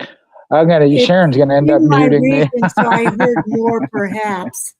There was one. Okay, yeah, I'm looking to see if I can find it. For some reason, I can't put my fingers on it. It might have been on X. It was not sent out via email. And there again, it's not that it's necessarily per region. If you wanted to find out more about it, there probably could be, because if you go to Reddit, I am sure there is a ton of opinion information, if you will, on it. Yeah, and I'm sure that they don't really want to put a highlight on it. Right. Like I said, from the business end, hey, it happened, we addressed it, they want to let it go. Yeah, I would think, it's in their best interest not to put a highlight on it. I might be wrong, Jamie. Like I said, I was aware of it. I'd read it somewhere. I know NASCAR had their statement of the suspension. I thought 2311 had a press statement on it, but I might be wrong. So I would not stand on it for sure. Yeah, but I saw some info on it. Due to weather in the area, let's see. I'm on May 30th, and I haven't seen anything. Yeah, yet. I didn't see anything on Jayski, even on the suspension. On X now. Gotcha. Yeah, every company and situation is a little bit different there, Jamie. Trying to come back and read the comment. They should have sent their concerns for the injured as a good PR. There again, honestly, unless you're really trying to, which I think gets overdone, they as a company may be doing that but aren't publicizing that because they don't want to make it seem like they're buying their way out of it. So, and I say that from an executive board position. Yeah, I agree with that, though. They should have said something about the injured person and their wish for a speedy recovery or whatever. I don't know how badly. I don't either. Like I said, I just know it was basically, and maybe that's why, maybe it's considered a hit and run, Well, if I were that person, I would want to file some kind of a lawsuit too. because that's just uncalled for. So that's all we really need to say about it, I think. And what's some of our other topics here? What do we got? Well, Corey the Heim. Cow. Is there okay, anything more you wanted to say about Kyle Busch legacy? I was starting on the Kyle Busch legacy. The fact that this one, chance no, to say anything. This is one of, I hope that he is honored in the right way. And I am restraining my mouth here, being that we just talked about that. In that situation, yeah, a lawsuit might be. I have heard so many things about different lawsuits that should be filed, and I'm like, honor the man. How does that honor the man? If Samantha has issues and feels that, but they were saying NASCAR should be sued, a particular doctor should be sued, and I'm just like, who are you to be making this call anyway? But I digress. I think that Kyle should be honored, and I know they talked about whether or not he should be put in the Hall of Fame this year. I do disagree with that. I think that the 3 years should still stand. He will go in as a first-time ballot winner. Yeah, it'll happen, but let it happen as it should. You start, and I don't remember where I heard this of, okay, right now it's raw, real. Is it justifiable? Maybe so, but go back. What about Biffle? What about Earnhardt? What about, and now you got to change history. The rule is there. Kyle's going to go in. He will when he's eligible. First ballot. Leave it at that. He will get honored. As far as, and Sharon, you mentioned like the bows. Again, if people want to do it for the next 10 years, I won't have any problem with it. There's still people that raise 3 fingers up on lap 3 of races for Earnhardt. Yep. Jamie said, I suggest the Craftsman Truck Series championship trophy be named after Kyle Busch. Ooh, I would back that. That's a nice idea. I really like that idea. I would be all for that. Something to honor him in NASCAR like that. It could be that. It could be something else. But they need to do something. And I think that's an excellent suggestion, Jamie. Yeah. I mean, and I know he's done a lot in all 3 series in NASCAR in general, and he'll get in the Hall of Fame.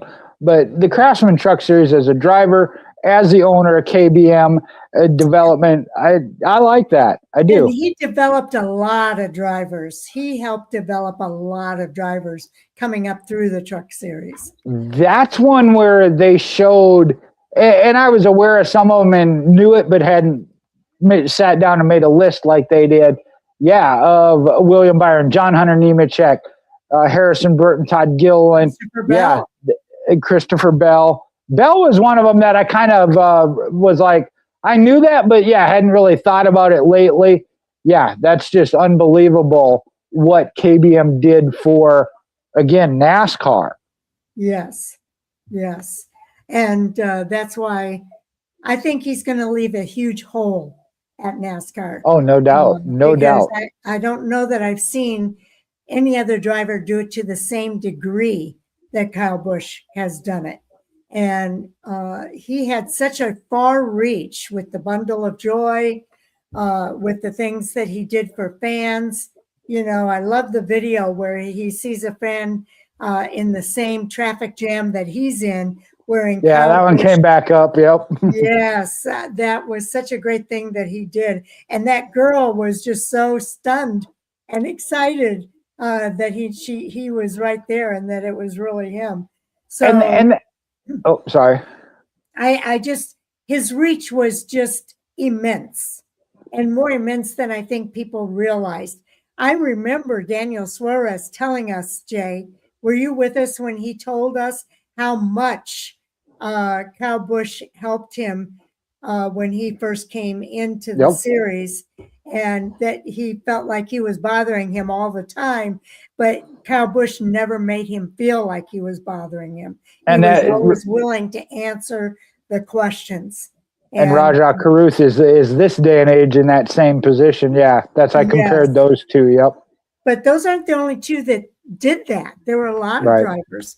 I think Daniel Suarez stands out because he came from another country and because he was learning English. And there are a lot of things, he was learning. In addition to learning the craft, he was learning English. And Kyle Busch spent the time with him. And I think that was fantastic.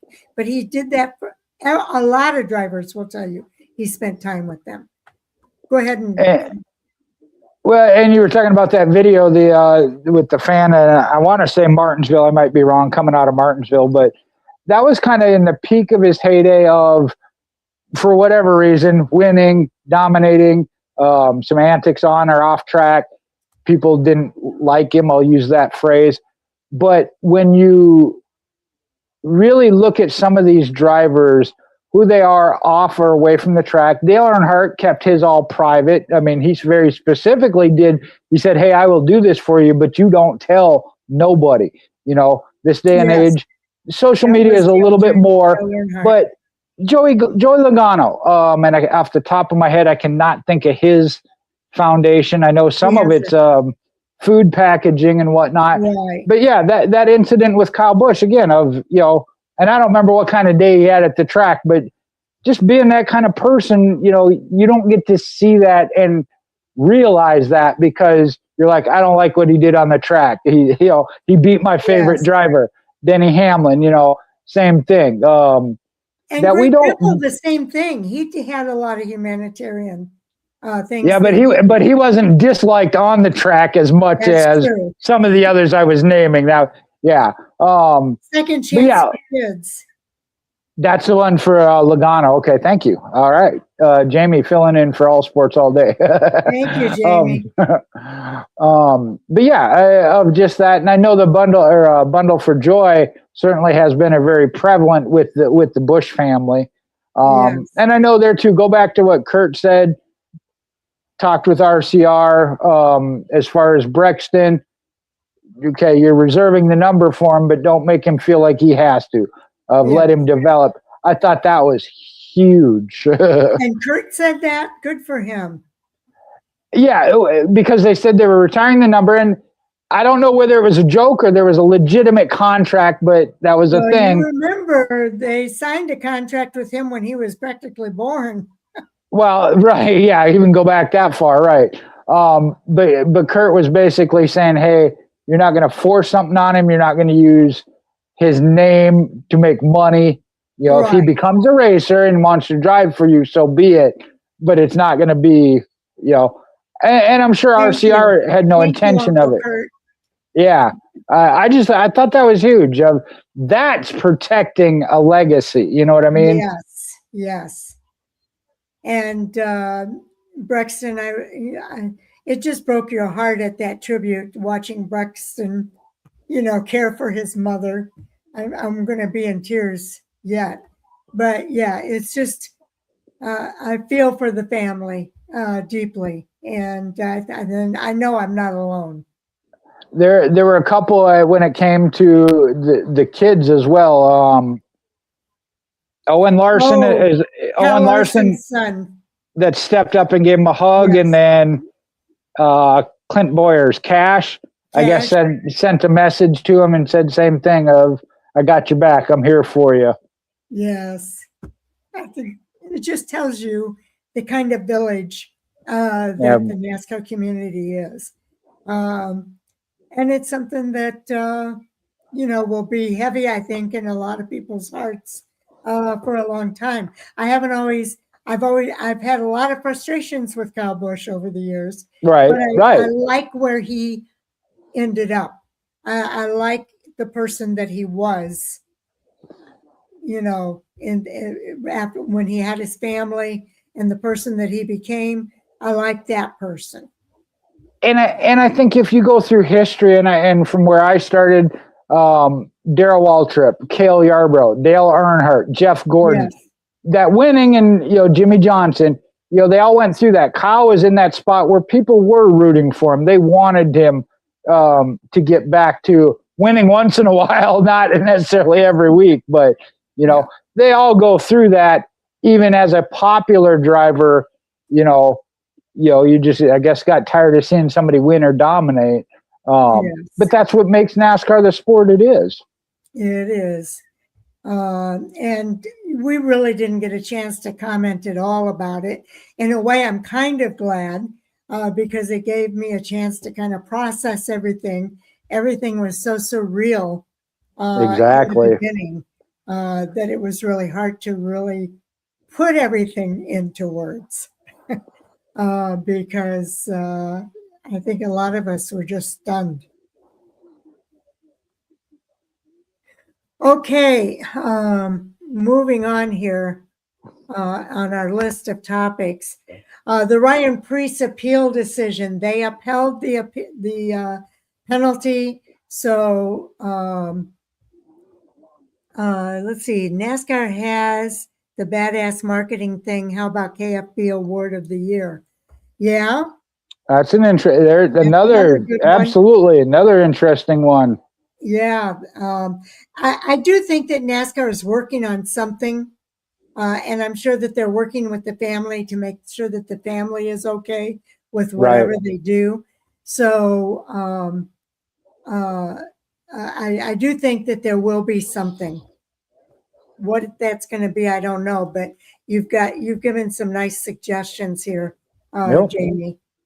But let's go ahead and move on now to the Ryan Preece upheld penalty. I'm gonna keep this short. I think NASCAR got it wrong. I disagree with that. I really do. And I referenced it earlier. You know what you say in the heat of the moment in the car.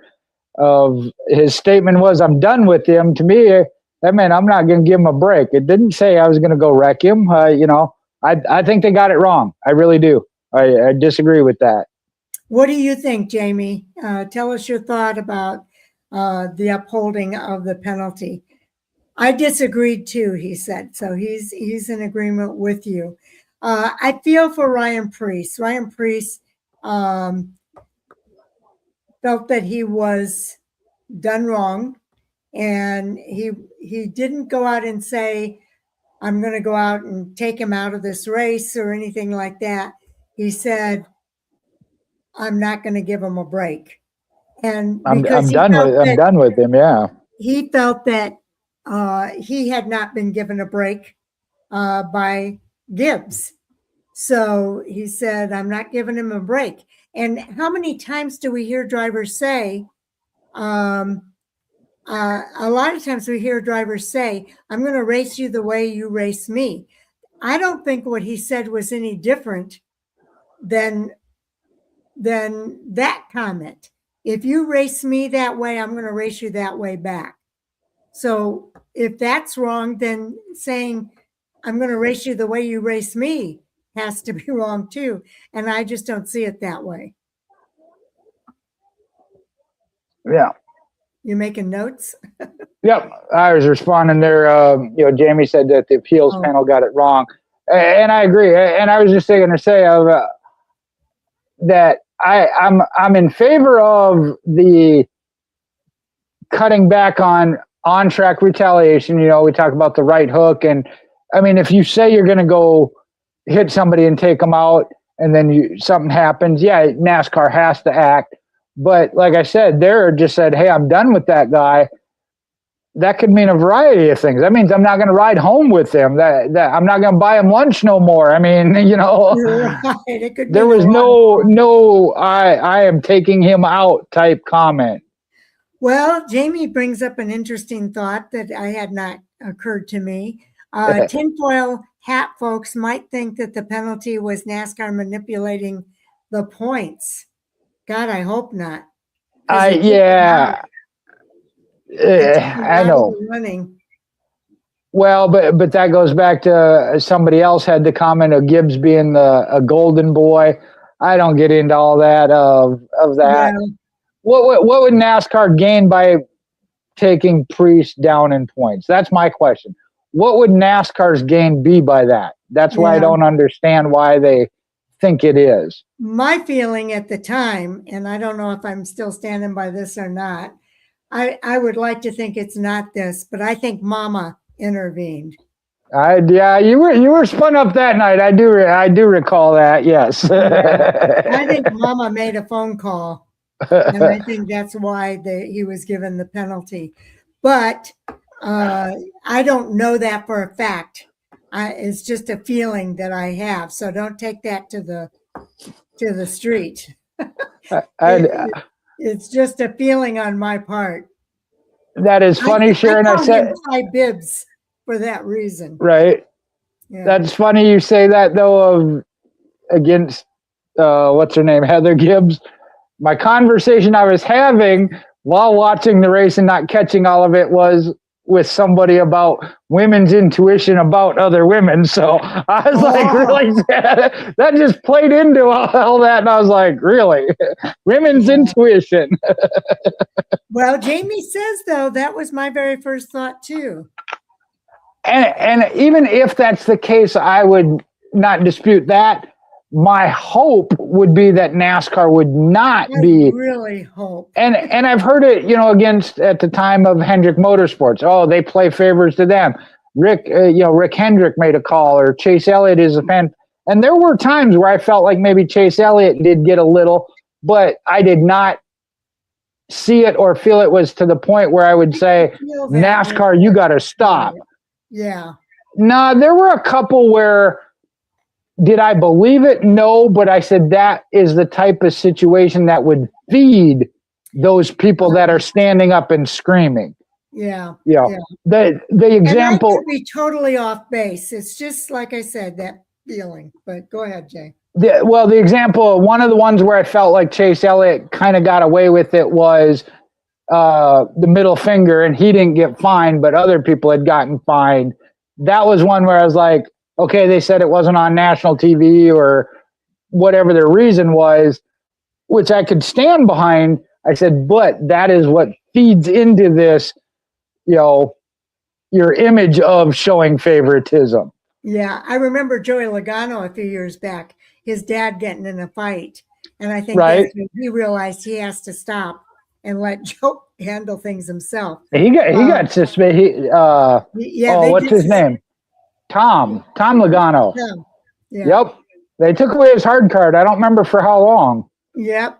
Jamie Schweitzer says sympathy cards are played, I believe, sometimes. Again, it's the world we live in. I'm not arguing that. I would just hope that NASCAR isn't swayed by that. I would hope not, but I don't know. I just have this feeling inside. Lost his hard card. That's right. Tom Logano lost his hard card for a period of time. But it was a learning curve for him and Joey. Joey had to start fighting his own battles. And that was one where I agree. I mean, Dad lost his cool and definitely stepped over the line. Papa can't fight the battles.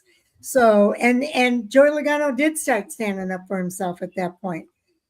So I think the same thing has to happen with Ty Gibbs. I do think he is overly aggressive sometimes, and I think he feels he is entitled sometimes. We've seen better from him than what we saw when he came through the O'Reilly and into the Cup. Do we still see moments of that? Yes, I would agree to that. I don't know that I see it as his personality as much. Well, and again, everybody has their different view. I certainly, early in his career, through the O'Reilly and then up, there were a couple of times where, I definitely felt he showed his backside a couple of times. Yeah, it's kind of like what we saw from Max Reeves when he started making a few comments. Right, exactly. Entitlement. Yep. And I do think that surfaces for Ty Gibbs on occasion, less than it did. But I think that could have been a situation where he felt entitled and he wanted him to be out of his way. But that goes back to, I think, that being that we've seen that decrease in that, we see better performance on the track. Exactly. When he puts that aside, when he's able to manage that, he's a better race car driver. So I'd like to see more of that side of Ty Gibbs than this entitled Ty Bibbs kind of character. And he's got a new nickname now. Yeah, I call him Ty Bibbs now. Jazz and I came up with nicknames for all the drivers. I remember you saying of where you came up with it. I was like, yeah, you use that one. Yep. And I think Jamie agreed with me. Jamie says, is Briscoe on the hottest hot seat? Do you mean after 2026? Are you saying hot seat? I'm not sure. Hottest Is street. Briscoe on the hottest after 2026? Not sure I understand what you're asking. Yeah, Hot no, seat. there's Okay. a hot seat. I can't imagine so or why. Well, again, Open up a spot. yeah, I mean, right. I can see where we've talked about this for years of how good do you have to be right out the gate, because they do have so many developmental drivers coming that they think are the next big thing. I think they're getting themselves in trouble with that, but I feel bad for Connor Zilic. I really do. Man. Unfortunately, it is not uncommon for Joe Gibbs Racing to let somebody go to make room for somebody else. Christopher Bell is there because they knocked Matt Kenseth out. Right. And who was it that went? It was Eric Jones. I like and they Bell. moved him over. Yeah. Yeah. So it's not unheard of for Joe Gibbs Racing to do that. But no, I mean, he's winning races and it's championship contender. I don't see it, but like Sharon said, there's some that happened, and I was like, I don't understand. Yeah, that's true. Oh, and Suarez, they did the same thing to Suarez. Yeah. Yeah, that one was a bad deal all the way around. I didn't care for that. Yeah, and I feel like the same thing happened to him at Trackhouse.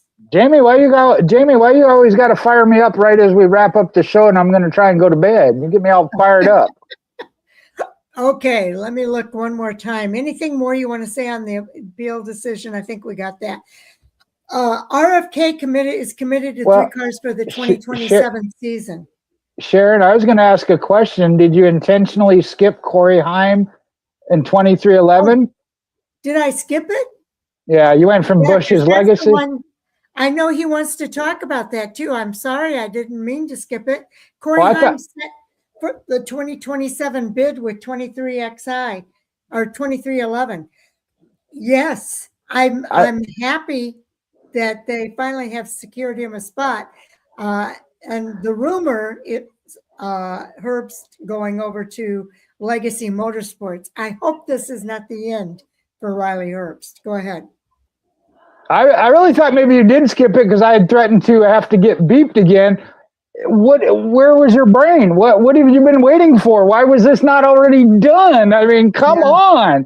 It's about darn time. I get it had to be done. We always saw it. You mentioned Christopher Bell. That was one, too, of, I think, that held a year or so later than he should have. And I get that Toyota's like, hey, let us work with this. We got you. But yeah, I mean, with what we've seen from him, I just can't believe it took this long. Now, you talked about Riley Herbst. I do feel bad for him. He's another one I think we are seeing begin to develop and get things figured out and be top 15 on a consistent basis. Whether he goes to Legacy, I would hate to, as you said, see him end up out of the sport. Because I do think, I did when he was in the O'Reilly series, I think he does have the talent. Does he bring sponsor money with him? Yes, but I think he's got the talent. Can everybody come out win races out the gate? No, Connor Zilic is not. How come you can't give somebody else a break? And I feel like Riley Herbst has never been given that break. Yes, and they've got Eric Jones. They've got John Hunter Nemechek. Are those the only two that they've got over there? Yep, and then they're expanding to 3 next year with that RWR. So they do have that third spot. That's why Jesse Love was a talk. You mentioned Riley Herbst is also another one, and that would be staying within Toyota. Jamie says, best worst kept secret regarding Haim, who says it is Herbst. Could Bubba be the one leaving in a huge shocking move? Would explain Bubba's not doing well lately. Bubba is another one of, I just don't know why people are against. he started out strong and has dropped. You can't deny that. Is that because he feels he's out of a ride? I don't think so. Yeah, again, could it happen? Stranger things have happened. I mean, but if I were in that business, in charge of it, I would have brought Heim in. I don't care what happened. I'd have made NASCAR change their rules and let me have 4 charters, whatever. Had Mama Gibbs make a call. Anyway, but no, Corey Heim should have had a ride. Is Riley the Herps the one that has to leave then because of it? I hate to say it, but I am bringing Corey Heim in. Something's got to give. Right. And, there's this whole charter thing that's been here and there and everywhere. That has to kind of be settled too. It doesn't look like it's going to Keselowski, RFK. So that's part of what the hang up was. Going back to that, we'll get to that because that is the next topic. I'm sorry, I'll wait. I just think that's part of what hung everything up a little bit, is the question around the charters. I'm not getting into that conversation just yet, but I think that's what hung it up. And that could be, like I said, I understand that. And, it was the same with Bell. I was like, dude, you got him. You make a place for him or he's going to walk. And I've said this before. If I were Corey Heim, I don't know what was offered or guarantee or whatever, but I'd have been like, hey, you don't put me in a car, somebody will. Yeah, exactly. And people would love to have Corey Heim in their car. Oh, yeah. I would love to have him in my car. I got a Durango. There you go. Okay. So did we cover everything you wanted to talk about, Jamie, there? Because I know you had a hot take. I think you might have told us what your hot take was. Yep. Okay. All right. So hold on. I think you just hot seat. Okay. I'm just making sure I'm all caught up on the comments. RFK, it says they're going to run 3 cars next year, even if one of them has to be an open car.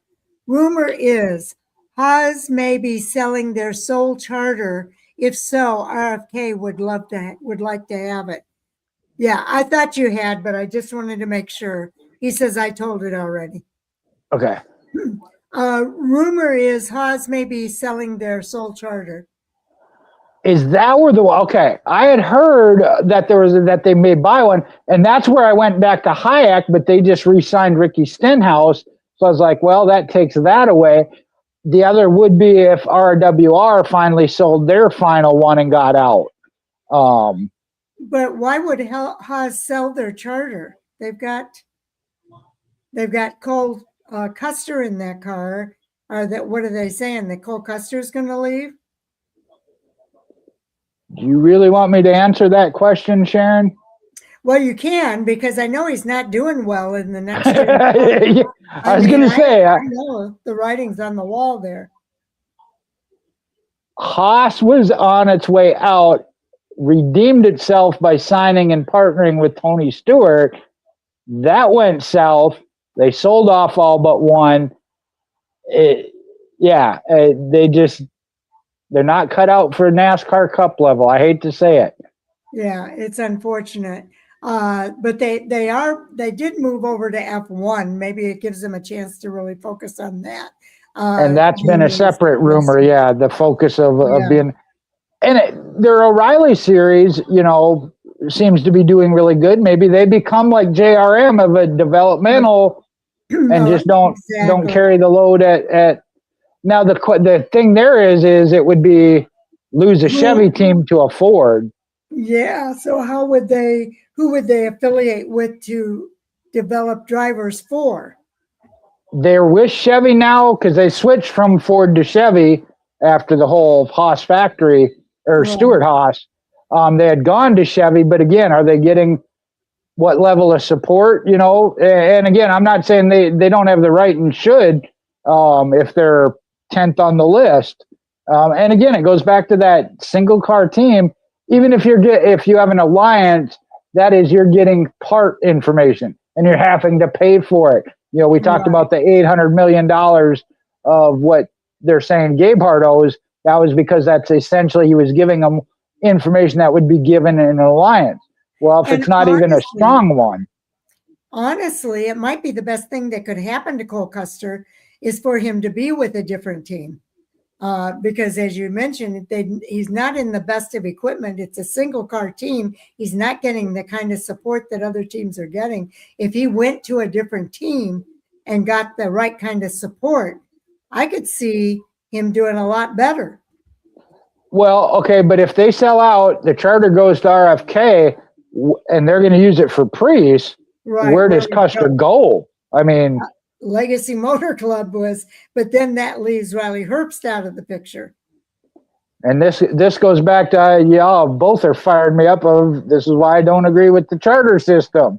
Yeah, it's going to be interesting to see how that plays out. I know you don't want to talk about the next one, but let's just put it out there as the news story. Nicole Biffle files the wrongful death lawsuit with regard to her daughter being on the plane. And she filed it not only toward the Biffle estate, but she also filed it with the pilots of the plane. Oh, here's another one. I'm drawing a blank on the name there of that. With the rumor of RCR wanting to at least partially sell, could a merger happen? Well, that would be interesting. Yeah, there were some interesting things that came out about that. Going back to the 2311 lawsuit, unfortunately, RCR had talked about partially selling, and that wasn't supposed to be public knowledge, but came out. So, yeah, I mean, that's not out of the realm of that, of having to take on some type of partnership. So that could be interesting. Maybe he ends up at RCR. Who knows? Gosh. But he's already, he's got 2 cars. Right. They don't have a third charter either. Well, if they've got the Haas charter is what I'm saying. If they were to merge. Oh, I see. Well, but that goes back to, and Brad had an interview, it might have been a month ago, of talking about that, of that he figured cost to be 80 to 100 million, and that him paying it wasn't out of the realm. That's where it goes back to who's got more resources to pay for the charter to begin with, you know, RCR, RFK, whoever outbidding whoever. Good point. Good point. All rumors at this point, I need to point out, but kind of interesting to talk about. Well, and I appreciate that because like I said, I was drawing a blank on where that charter could come from. Other than my thought was RWR or Hayek. I had kind of forgotten about Haas because I hadn't heard anything of them wanting to get out. But looking at where they're at, yeah, I don't know. We'll have to see. Yeah, Biffle's daughter's mother, Nicole Biffle, suing for an astronomically small amount of money puzzles the heck out of me. Okay, I'll do my best here. Again, everybody knows my opinions. I get sick of lawsuits and all this. Is there reason to in this aspect? I'm not disputing that. Is money going to bring them back? No. Then what's your goal? What's your game?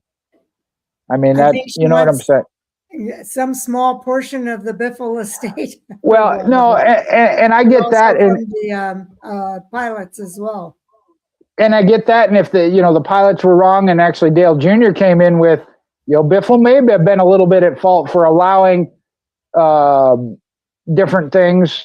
Jr. admitted some of the things that happened in his plane wreck was on him, and he now monitors more closely what happens when they're flying and whatnot. But in this case you're saying that astronomically small amount, isn't a certain amount deserved or whatever? Yes. What I don't understand is when people sue for astronomically large amounts. Okay. So yeah, her doing the lawsuit, whether I agree with it or not, I can understand it. And it being a small amount, a reasonable amount for the loss, whether it brings them back or not, which it won't, can't, but to be outrageous with it of hundreds of millions of dollars, yeah, that tells me you're just looking to take care of yourself, not, Right. the loss of your child. It's like 27K, the amount that she's asking for with all the lawsuits combined. And So, I feel that is a reasonable, again, whether I agree and would do it, I'm not saying that. I'm just saying that is a reasonable request. To Jamie's point, though, what I've heard is that when you have a lawsuit, you get about a third of it, because a third of it goes to the attorney, the other third goes to taxes, and then you get the final third of it. So when you say 27 amount, you're talking about $9,000 that she'll probably end up with in the end. But it's not unheard of that even though they asked for 27, the judge ends up giving them more. You don't want me going into that hot topic of the lawyer getting X amount. Yeah, but that's what happens. And I hadn't factored in taxes either, but yeah. So it makes it. I can't say with her doing it, I can't say she's out of line again, I can't say I disagree or agree with it, but I don't feel. I don't know. I don't get. It depends on the state. It could depend on the state whether or not judgments are taxable. I've never been involved in a lawsuit, so I can honestly say I thankfully don't know. That's interesting though. But yeah, like I said, do I think she's out of line by asking? No, I do not. Because I think there was some fault in an how do I say it? Wrongful death suit. I mean, I understand that aspect of it's a matter of how much and outrageous you ask for. Okay, here's what I'm told via AI. Legal judgments and out-of-court settlements are generally considered taxable income by the IRS. However, their taxability is determined by the origin of the claim, what the money is meant to replace. Tax-free judgments, physical injuries, sickness, medical expenses, and property damage are tax-free. Taxable judgments are lost wages and business profits, emotional distress, punitive damages, and interest are always taxable, it says, for punitive damages and interest. Crucial detail, attorney's fees. Under current tax rules, you are often required to pay taxes on the entire judgment amount, even the portion used to pay your attorney's contingent fees. This can lead to unexpected tax burdens, making it essential to consult a tax professional before finalizing a settlement or receiving an award. So that makes it even less money that you end up getting in the end. But the small amount shocked me. Me too, because I'm wondering I'm thinking she's being advised to do it for some legal reason, but I'm not sure what that is, to be honest. I got no more input. And as a whole, I think it's ridiculous in this world. I already talked about that with the Kyle Busch side of it when I heard some of the things that people were suggesting be sued over. Like I said, to me, it ultimately comes down to you can't bring them back. True. And that's so I'm like, what's your gain other than your own self-comfort? And I don't agree with that, but a small amount. Yeah. And that's why I said, I feel that's a good change in what we see in the world knowing that Jay would be in a little bit of a mood after talking about subjects he doesn't like to talk about, I thought I'd end it with Darius Rucker rocking the NASCAR garage with Legacy Motor Club. He became a part owner. Okay, here's a comment before I move on. In my opinion, the Sim Center should have a medical professional on duty when operating. Going back to the Kyle Busch death. I think that's what it's from. There, right. And there again, is that something NASCAR should look at? Absolutely. I agree with that. Should they be sued over not having it? I disagree with that. I don't want to, man, I really don't want to do this. Kyle Busch made a decision to ignore his conditions and continue pushing. Other drivers have acknowledged and admitted that. That's a personal decision. So, I mean, where's the individual's responsibility? And I don't want to take away from the fact that I feel horrible about the situation. He says no. I'm not sure what the no is. Yeah, for. What is the no to, Jamie? But no, would NASCAR be prudent to have a doctor and go that route? I can't say I would disagree with that. And I know they have the traveling AMR team now. And I'm not sure that a doctor at the facility in this particular case would have changed anything. I'm not a doctor, so I don't know the medical side. When he at going back to Watkins Glen is where this came up. He said he wasn't feeling well. He wanted a shot. They said he should have gotten medically checked before being given a shot. But again, that was Kyle's decision.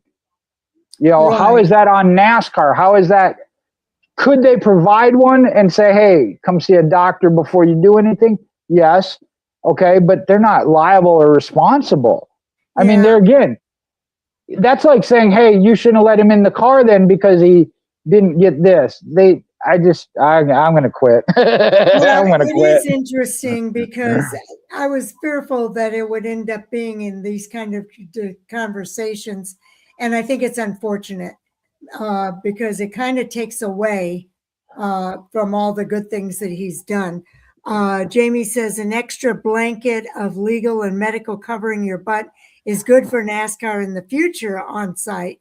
Yeah, that might be the case. But honestly, I don't think it would have made a difference for Kyle Busch.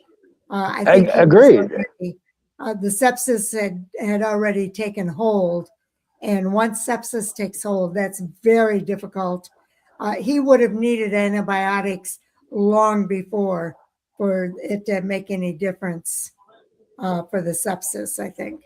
And that goes back to it was double pneumonia. He was aware of it. He chose to not go and get it cleared up, And I think we're all guilty of that to a certain degree. That's why I was like, I know, because I've done it. I know. I've done it too. We all push through. Exactly. Not always feeling the best in order to get things done. So in a way, I can't blame Kyle Busch for that either. This is his passion. This is what he loves doing. And a lot of drivers have said this is where they find their peace when things are not going well. Jamie Schweitzer said he had double pneumonia in Reading, Pennsylvania. Yeah, I've heard that's no joke. You don't want to mess with that. Yeah, you just don't want to mess with it. And I know I got my pneumonia shots and I was sick with both of them. It put me down.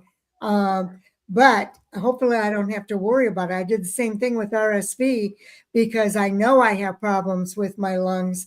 I don't need any extra help there. I think NASCAR had already taken good steps. And this goes back to, I'm trying to think who I was talking to about this. Dale Earnhardt Jr. with the concussion.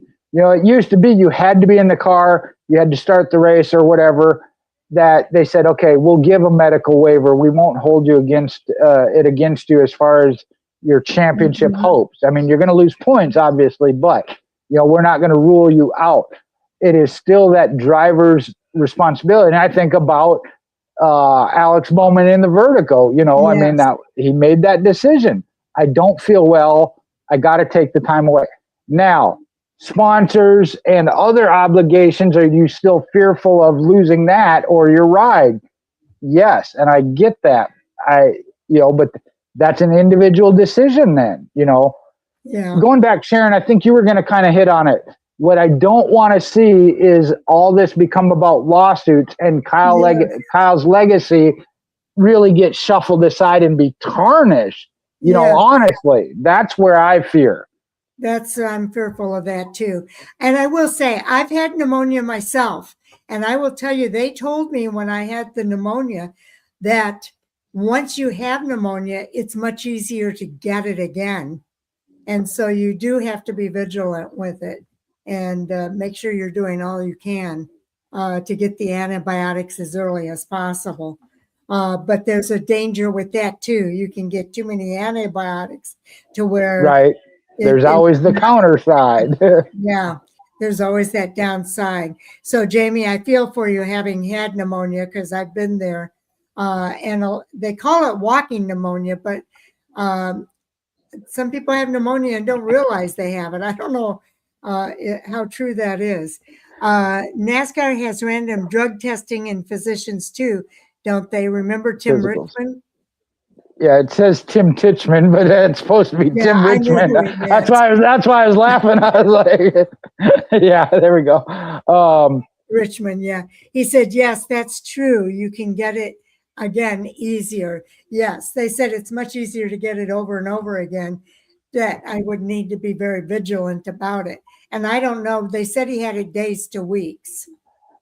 I don't know. Yeah, because that's what I think they had traced it back to. The beginning of it was at Watkins Glen when he wasn't feeling well. But if you looked at him as a whole when he won the truck race, appeared to be fine. Again, that he has to be the one to know that then. I don't know on a weekly basis if they do a physical of, I've been feeling ill this week. Normally that's the driver and the team and their own personal physician. I don't know that NASCAR has something of, when you come for where are we going next, Michigan, that they do an actual physical. Well, they have a medical any kind of check before every race. You know what I mean? If you're not feeling well, you can go to the medical center. Right. We hear that of if you aren't feeling or under the weather, that you go to the medical center and get fluids. I guess they assume that, hey, if you're not feeling well during COVID, that they were testing for, yes. That was a regular thing, Jamie, because we had several that got popped and out for a race because of that. Right. That's a whole separate situation. Yeah. We don't want to talk about COVID no more. Yeah, people tested positive even though they didn't have any symptoms. Right. That was another, definite factor. Yeah. That's one, honestly, based on how I felt, I never went and got a test. Any of my activities as far as racing or whatever wasn't going to require proof or whatever. After all was said and done, there were probably a couple times where I did have it and just never got proved it or whatever tested. Mm-hmm. I don't like sticking things up my nose. Well, let me tell you, if you have it, because mild symptoms of it, I guess. Yeah. Yeah. Okay. I didn't have mild symptoms. I had some pretty, and when I got it, it was after a group outing. And 8 people came down with it all at the same time. And it happened very suddenly. I was at somebody's house and said, I'm getting a headache and I never get headaches. I'm going home. And I left immediately and it turned out to be COVID. So that's kind of how fast it came on. And then right after that, we found out 7 other people came down with it at the same time. Going back to, I don't know how we got off track there. Darius Rucker is Hootie and the Blowfish, correct? Yes, I wanted to end on a high note here. Well, I don't know if I'm going to help you with that. I'm all about of merging and partnerships and all. I think back to, and now I can't think of the other one, who was with Trackhouse that left, or not? Yeah, Trackhouse. Pitbull. There we go. it's been tried, didn't work. You know what I mean? Now, I'm not saying that Darius Rucker that won't. We've seen Michael Jordan coming in as a basketball player, working really well right now. I'm not against it. I'm just like, that one we've seen recently and it didn't work. I hope it does. You know, I want to see every team be successful and competitive and level the playing field. So I hope it does. Again, is that going to draw my attention more towards them? No, I've already been a fan of them, and that goes back through, it was at one point still part Richard Petty. I think his name is still there somewhere, but obviously not an active role. So no, I want to see them, and I think they got a couple of good drivers. It seems like the fall off has come back. They were both getting top 10s on a weekly basis for several weeks. Saw a little bit of a slide again, but Eric Jones was in there in the mix again this past weekend. So I'm all for it if it helps them. And I'm not saying it won't. Anytime you have any kind of investment or merger, you hope for the best of it. Okay. So Jamie's telling me that was at the Coke 600, and we didn't do NASCAR Hot Topics last week. Right. Okay, that could be. So, and he says, point being, it is doable to have minimal physical tests like Tim's taken ERC weekly. Yes, it is possible, I think, for them to do that if they feel that need at the medical center. Going back to that conversation. But there again, would a minimal screening or, the temperature, would what he was dealing with been enough to show up on that? And there again, then you do open yourself up to the liability. Oh, your doctor said I was good. I went out there. I wasn't. Now you are going to be more directly able to have the finger pointed at you. Well, again, it does come down to it's your body, it's your health, and your responsibility to see to it that you are. Yeah, I don't know. Like I said, I don't know if any of his. Like I said, we all saw him at the truck race, and did anybody say, "Hey, Kyle, you up there dancing on top of the roof of your truck after winning? You don't look good." I mean, yeah. You look good to me.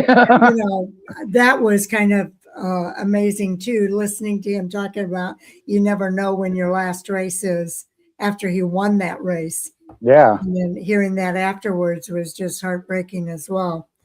So he says, maybe not, and then true, that we're all responsible for our own bodies, I think.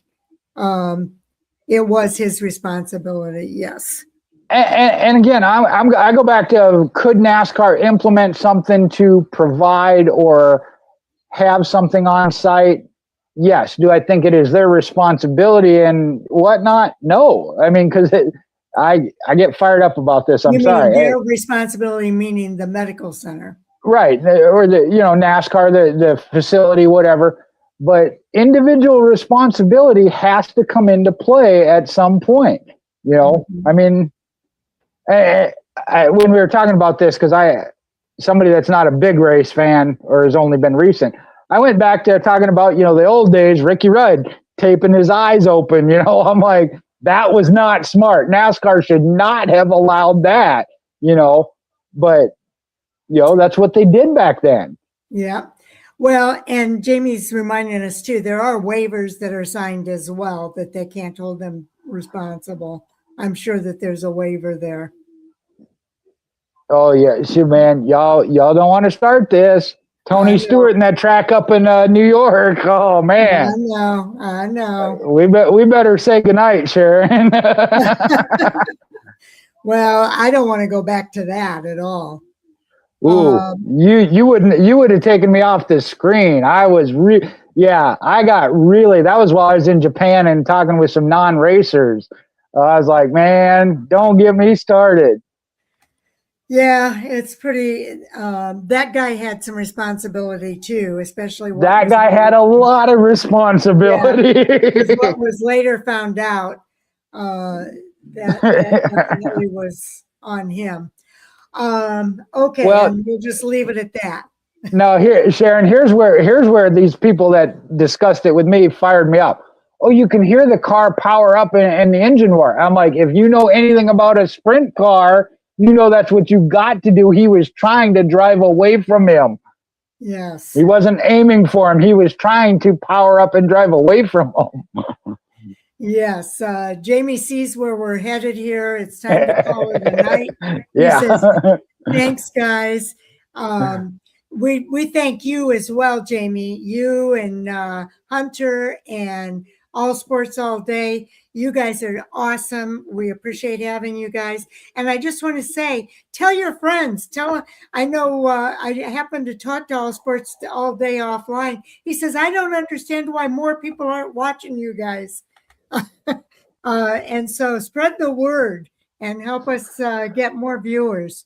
Let them know that we're here, what we do, and all of that. If you like tonight's show, be sure to like it and hit the notification button so you don't miss any of our shows. We appreciate you guys. Absolutely. Very, very much. And Jamie, you're part of the you guys.